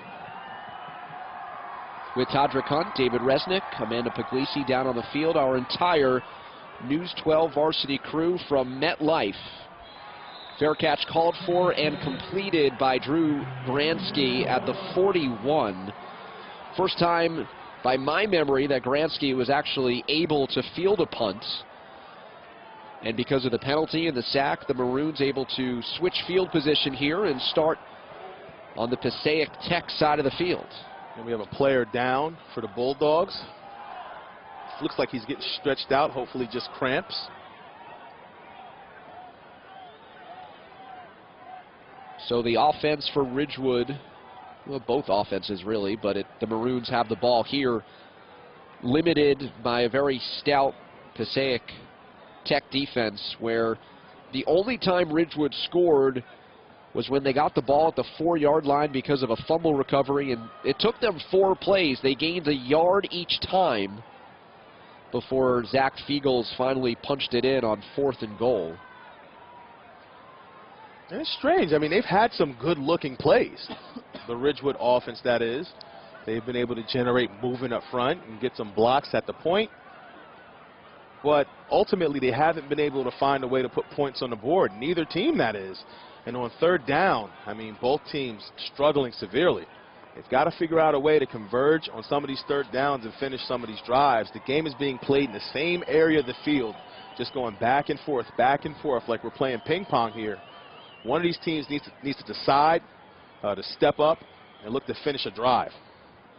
You saw the total yards numbers. The Maroons, a team averaging, just rushing alone, about 240 a contest, and to this point, with almost a quarter left, that number shaved in half.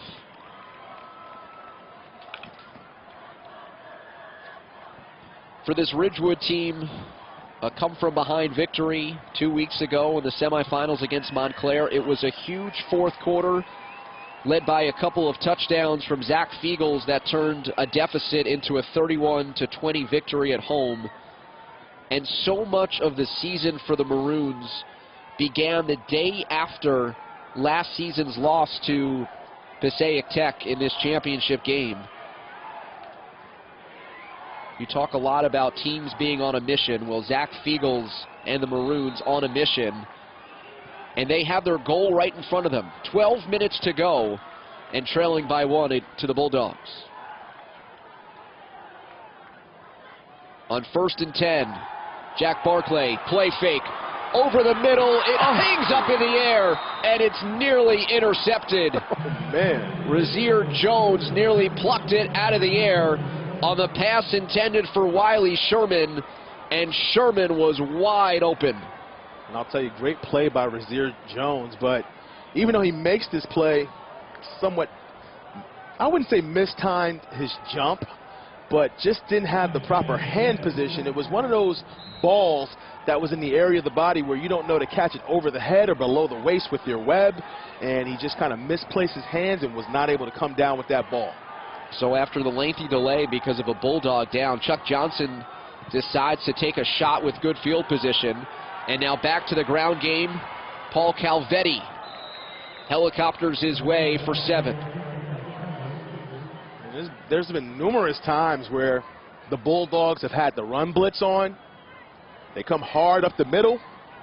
And Ridgewood, it's almost like they're in their huddle. On those plays, they've always taken the ball outside and found something.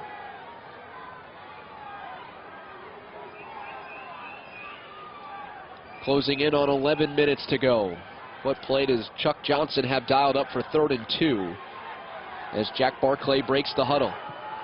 Was a backup on last year's team that fell a game short, now the starter as a junior. Pyle moves forward to the 30. That's the line that Ridgewood needed to gain. It went to the fullback Fiegels, and he comes up short. And that was a nice job by the Bulldogs defensive line, submarining underneath the pad level of the Ridgewood front. And they were able to generate some push. Early on in the game, it was Ridgewood that was winning those battles. And now it's the Bulldogs with another opportunity to hold tight and make a big play on 4th down. Fiegels directly behind Barclay as the Bulldogs rise to their feet. 1st down and more. Paul Calvetti picks it up for Ridgewood.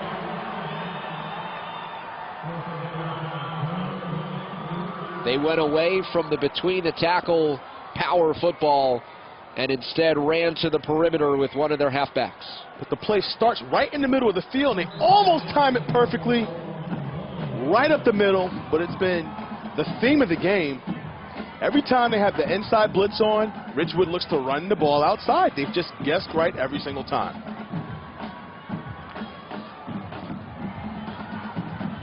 From the 21, Paul Simpson, the right guard, settling into his stance.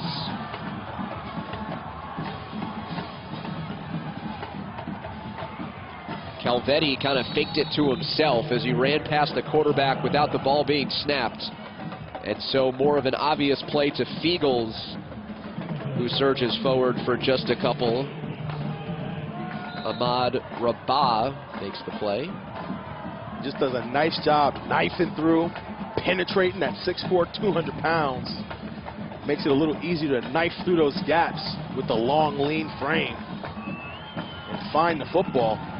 Now you're starting to see white jerseys on top of maroon jerseys. This is a highly competitive game down there. Drew Gransky turns the corner and heads up the field down to the 16-yard line.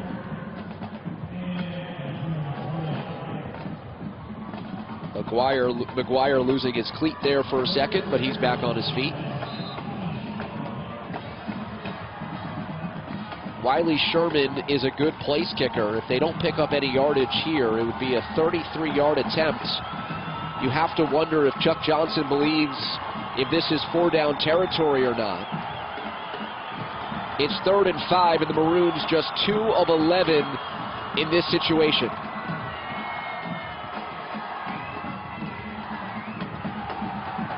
Barclay, bootleg, doesn't have support, and he's dragged out of bounds by Jermaine Wilder.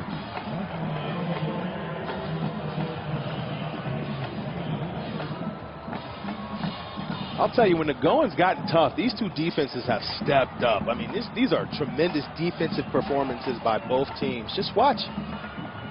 The defense track the motion from behind, running this thing down. He gets help from the front side.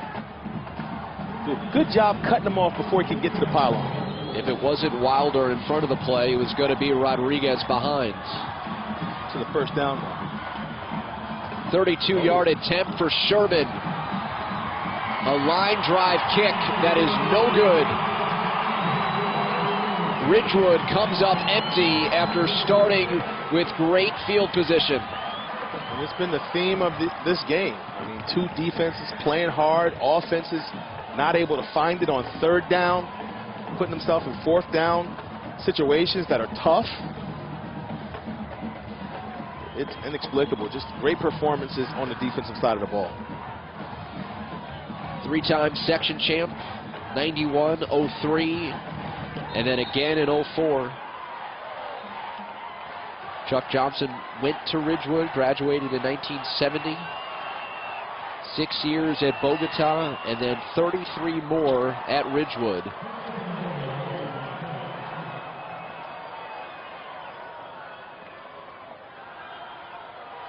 With a 1-point lead, Passaic Tech thrown to the near side, complete. Armando Rodriguez stepping out of bounds on the good pass from Malik Huffin. And obviously last year this was a highly competitive game as well. Both of these teams highly familiar with one another, and who would have it any other way? Close ball game. Guys on both sides of the line making plays. This is what NJ high school football is all about. Huffin on first down. Quarterback draw. Mondi makes the tackle from his linebacker's spot. First on the team in that category. As we get an end zone look here. Good job shooting that gap. I'll tell you one thing, though. I am a bit surprised by it. We don't see a little bit more openness to this Bulldogs offense with all the playmakers they have. Just taking care of the football here with under 8 minutes to go. I think both of these teams just decided this game will be a slobber knocker. We're not going to make any mistakes. We're not going to put the ball on the ground running some double reverse or some special play to get a guy open in space. We're going to play this game straight up. Neither team has been able to really exploit the other's defense. And I guess if you're the Bulldogs, you have a lead right now. And you can kind of sit on that and rest on that. But that mentality can often come back to bite you.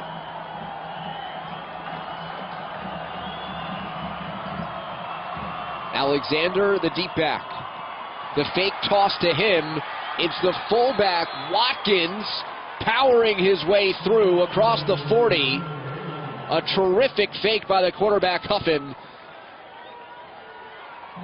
He does a great job showing it, just as you said. Puts that ball nice and high, freezes the defense for that split second, just long enough to hand that ball off inside and gut the defense. Nice run with forward lean. Looks like the Bulldogs are trying to open up a little bit, still running the football, but adding little wrinkles, little intricate pieces to it that apparently have helped them move the ball a bit. Watkins at fullback and tight end. We will see if he picked up enough for a first down, and he did. A shot right down the line by our terrific crew. We got to see that about half of the football was past the first down marker. We've seen two quarterbacks today, Derek Quavers or Malik Huffin. It's Huffin in now. How does the look change offensively when he's running the team? Well, I'll tell you, both guys have can do a lot of the same things, but as far as their skill set being a bit different there, they could potentially get the ball down the field now. Maybe they're looking to open things up and utilize their downfield threats. Alexander gets his first carry of the game. He got pounded and coughed it up. Woo! Man! You could hear the pad on pad all the way from our position, and Ridgewood forces the third Passaic County turnover. Oh, man! Talk about deliver the boom!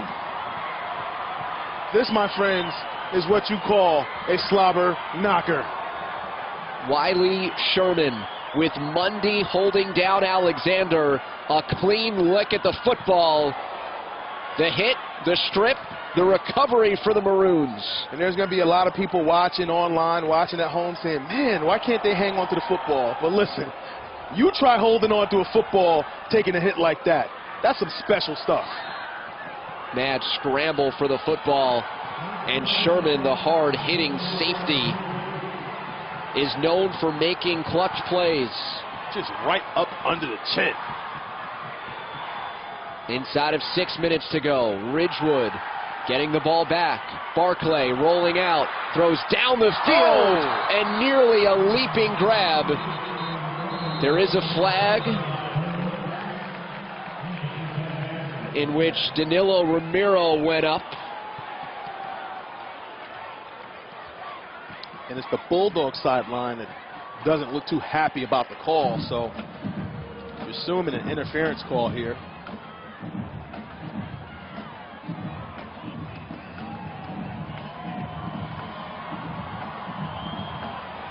And the teams are moving in that direction.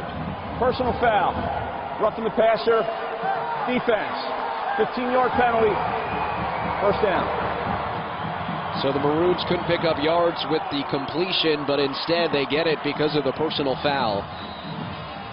And I'll tell you what, one thing that the Bulldogs look like they're doing a bit better is keeping the quarterback in the pocket, not allowing him to escape. Now, he was able to step up and get that ball off for what should have been a completion, though. Fiegels finding room, pirouetting to the 25 after a gain of about 3. Looked like he ran into his own man there, even though half the field was open. And we saw a moment ago the third takeaway for the Ridgewood defense. They forced 4 turnovers in the regular season win. He collided, Fiegels did, with his left guard, Paul Simpson. Lost any momentum he had. As a pulling guard, you got to be tight to the line of scrimmage and able to get around that turn before the ball carrier gets there. Fiegels gets the toss. Going straight into the defense. And into Giles. 3rd and 7. I like my guards to pull tight down the line of scrimmage. Nice and tight, so they can kick anything out that comes through the line of scrimmage. And if you're blessed enough to actually get around that turn and get to the second level, it's a nice tight seal, as opposed to a looping type play in which guys can sort of cut up underneath that stuff. See the intensity from Matt Demarest, not pleased with a call or lack thereof with the line judge. 3rd and 7. They go once again to Calvetti. Oh! He lost the football, but after he had stepped on the paint, it flew out and into the field of play. This game is just full of all the tricks.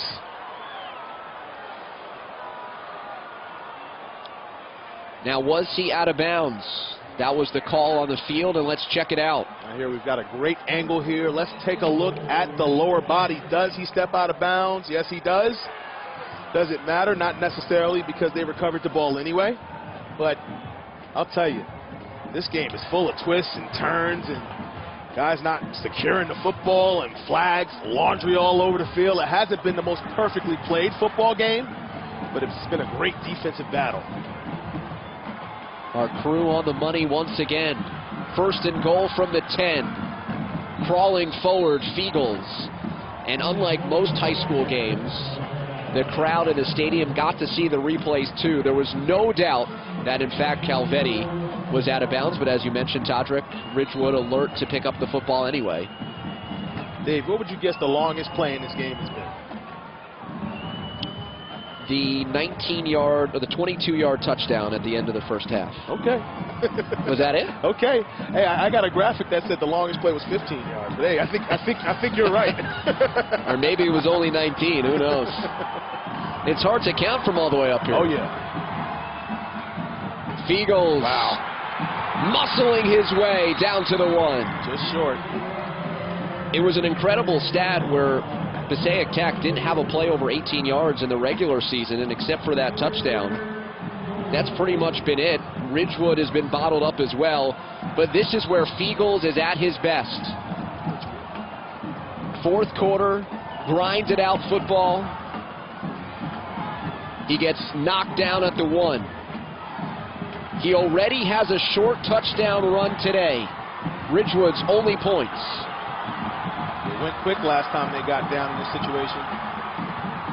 Fiegels is in. Touchdown, Ridgewood. And no question about that one.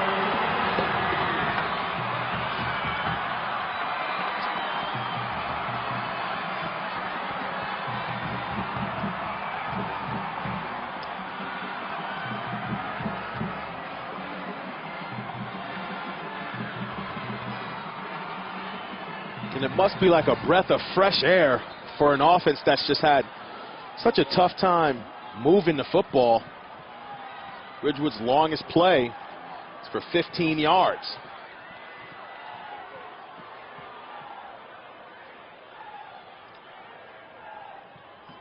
Going for 2. Barclay with time, throws back, wide open.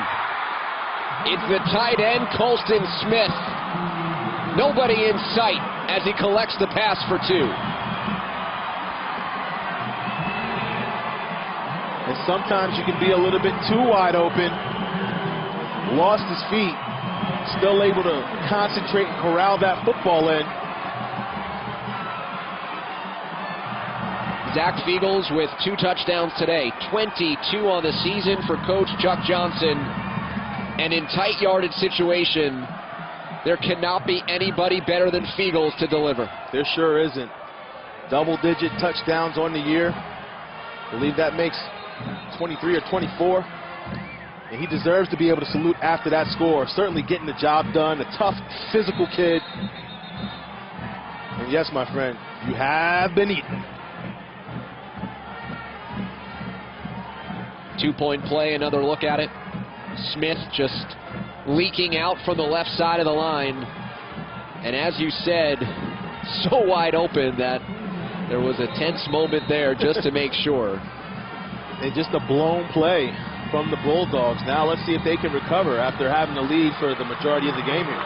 That huge 15-yard run by Calvetti on 3rd down extended the drive. The longest play for Ridgewood. The Bulldogs had a play of 22 yards, but either way, there hasn't been a lot of big plays today. But Passaic Tech needs to make one here. 2:51 to go.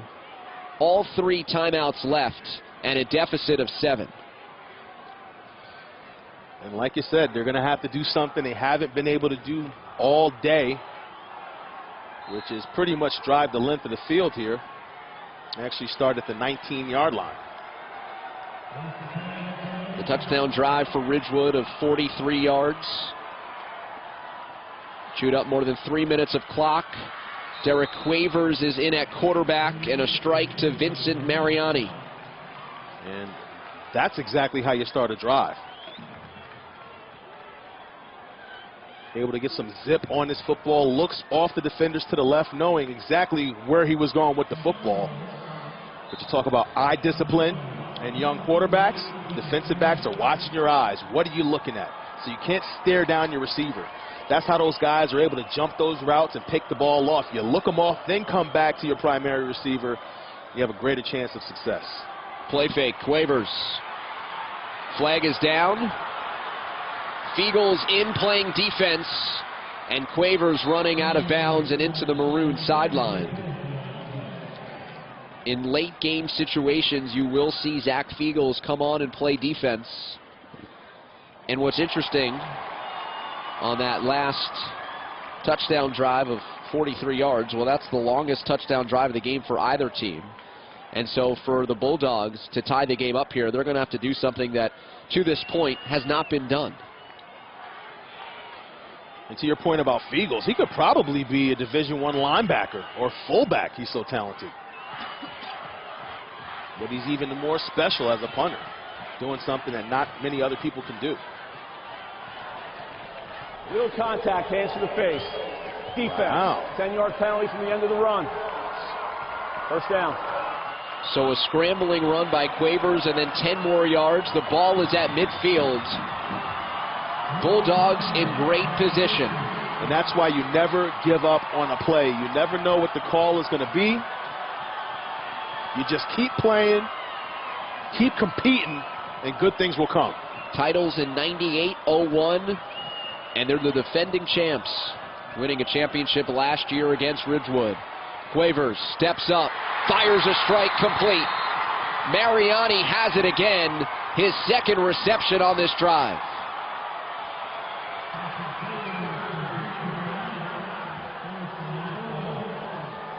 Now moving the football through the air with two laser passes to receivers right in the breadbasket, showing they do have a vertical air attack and can get down the field in a hurry.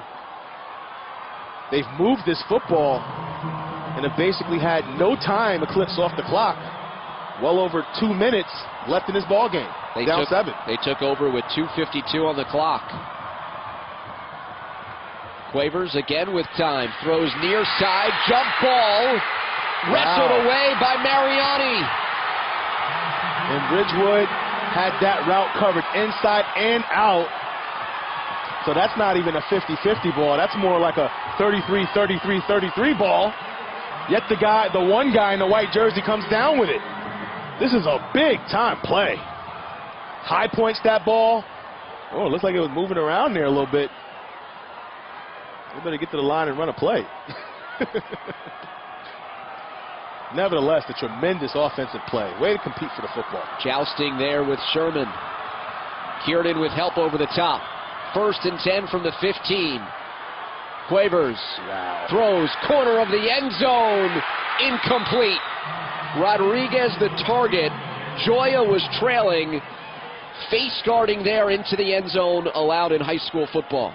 And we said they would come back to the fade route eventually. And they did. And from up here, the trajectory of the pass looked perfect. I couldn't see exactly where it dropped in. And let's get a look here and see exactly where it did. Looks good, falls a little bit short. You want that ball to that corner pylon. You want to put some more air up underneath it and give your receiver a chance to make a play. But way to defend it. Rodriguez, an earlier touchdown catch. The only points for the Bulldogs. 2nd and 10. Quavers will run. Outraces Simpson and steps out of bounds to stop the clock with 1:29 to go. Looked like the Bulldogs had an opportunity to block one of those scraping defenders. Give Quavers an angle to potentially run towards this pylon here. Nobody really peels back for a block until it's too late. Quavers has been the quarterback of record for this drive, facing a 3rd and 10. Quavers scrambled back to the line of scrimmage. Chuck Johnson on the left, Matt Demarest on the right. Ridgewood against Passaic Tech coming down to the final minute. Quavers with all day, fires a strike at the goal line. Touchdown, Passaic Tech. Vincent Mariani, the star of this drive, delivers for the Bulldogs. And he absolutely fits that football into the tightest of windows with defenders all around the receiver. Just places it perfectly. What a drive for Derek Quavers. And Matt Demarest will think about this by calling a timeout. And they initially start out in the muddle huddle look. And now they want to talk about it. Could be considering going for it and winning this game outright. But let's take a look at the touchdown throw. Watch this ball. You can't throw the football any better than that. A laser-like throw right in the breadbasket. This is what you call emailing the football to the receiver. It would have been tougher to hand it to him any better than the way that it was thrown. You've got mail. That is a big-time delivery right to the doorstep. And what is the decision here? Well, I guess it comes down to the level of confidence they have in their kicking game, or maybe they want to just win this game outright. Not quite sure exactly what they're thinking. But you certainly expect them to kick this field goal. They'll go for the PAT. Nicholas Leopold already 1 for 1. NFL goalpost, 5 feet narrower. It is kicked wide right.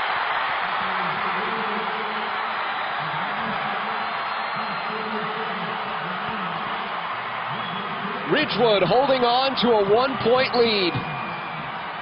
And another bad break for the Bulldogs on the missed PAT, and maybe that's what they were talking about. Took a second to discuss it. I'm assuming Coach Demarest walked over to his kicker and said, hey, you feel confident about making this one? Probably said, yeah. Sometimes football can be a naughty game, a crushing game. You put so much into it, and sometimes things just don't go your way. But I'll tell you, nothing but jubilation over there on the Ridgewood sideline. They played a heck of a game. Now, look, a lot of time left. 1:24 seconds. You've got to expect both teams to still keep their heads in this football game and look to find a way to win it. And there's a lot of different ways this thing can go, but if you're a Bulldog, you can't help but be a little bit bummed right now. Mariani with that great 15-yard touchdown reception as Quavers threaded the ball to the goal line. Amongst those parents that we showed on the Ridgewood side, Jeff Fiegel's in attendance, watching his son Zach, of course, the former New York Giants punter. Onside kick attempt. Needs to go 10 yards. Rolls out of bounds. Ridgewood football.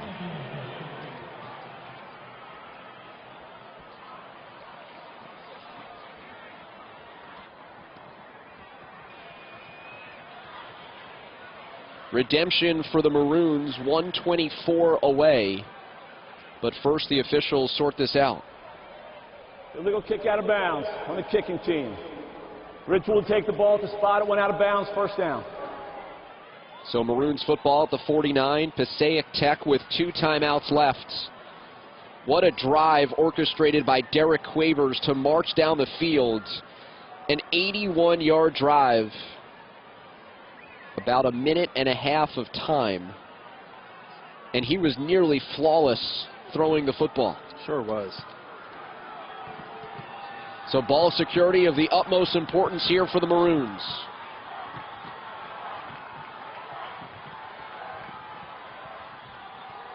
Zach Fiegel's lunging forward. Timeout. Timeout taken by the Bulldogs. And while this game is coming down to the wire in this rematch of last year's championship game, nearly a year to the date, Passaic Tech already up 7-0, and Quavers goes deep. 60 yards to Yasir Thomas. A 13-0 lead for Passaic Tech, and Quavers again finding his favorite target, this time for 26 yards. It was a 20-point lead at that point, and Razir Jones, 65 yards, the pick six to seal the 27-0 Passaic Tech win a year ago. The sole motivation for Ridgewood entering this season after watching the Bulldogs raise the championship plaque a year ago here at MetLife.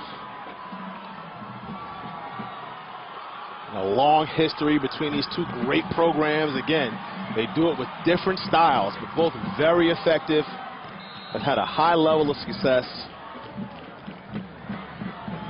Ridgewood with a great opportunity here to break the pattern of winning the regular season matchup and losing in the state title game.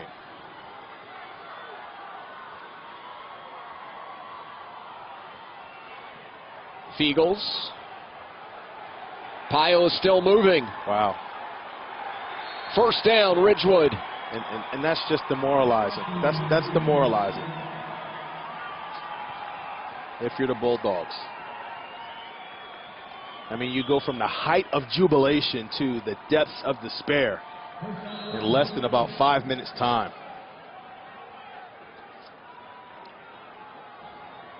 Ridgewood missed an earlier PAT. They missed a field goal that would have given them the lead. The two-point conversion to Smith put them up by a full 7 points. And after Passaic Tech scored, they missed their PAT. And that's how we have a 1 point difference. 52 seconds left. Is there a better fourth quarter runner than Zach Fiegels? 2 more touchdowns today. He's gotten both carries here on this final drive. And he's just tough. He's the guy that does all the dirty work, all the in-between stuff that nobody else can do.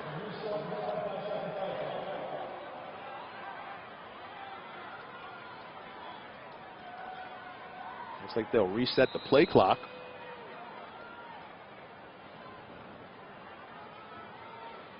.109 on the play clock and running, or the game clock rather. The play clock was reset to 25 as Ridgewood approaches the line. Bulldogs with 1 timeout left. It's been 59 years since Ridgewood had an undefeated season.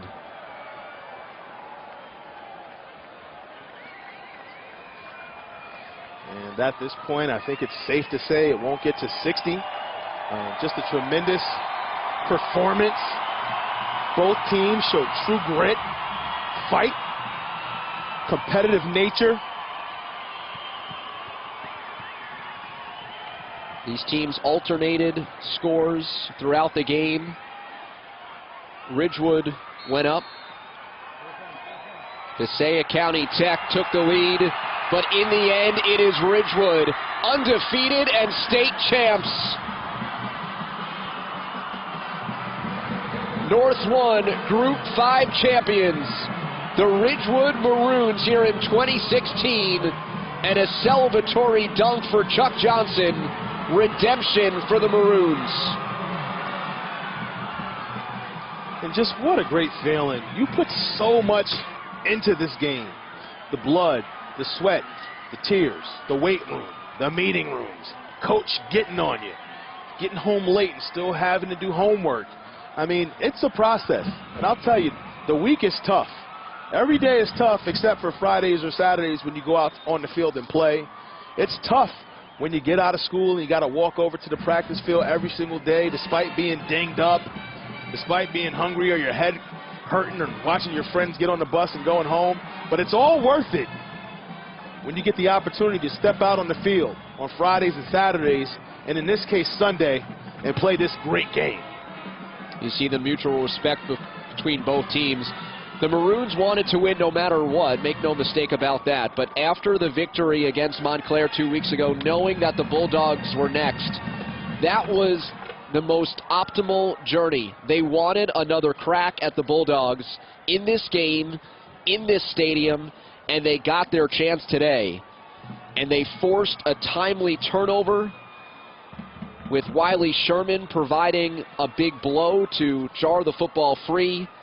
They took advantage of a short field, and Zach Fiegels with his second touchdown to put the Maroons over the top.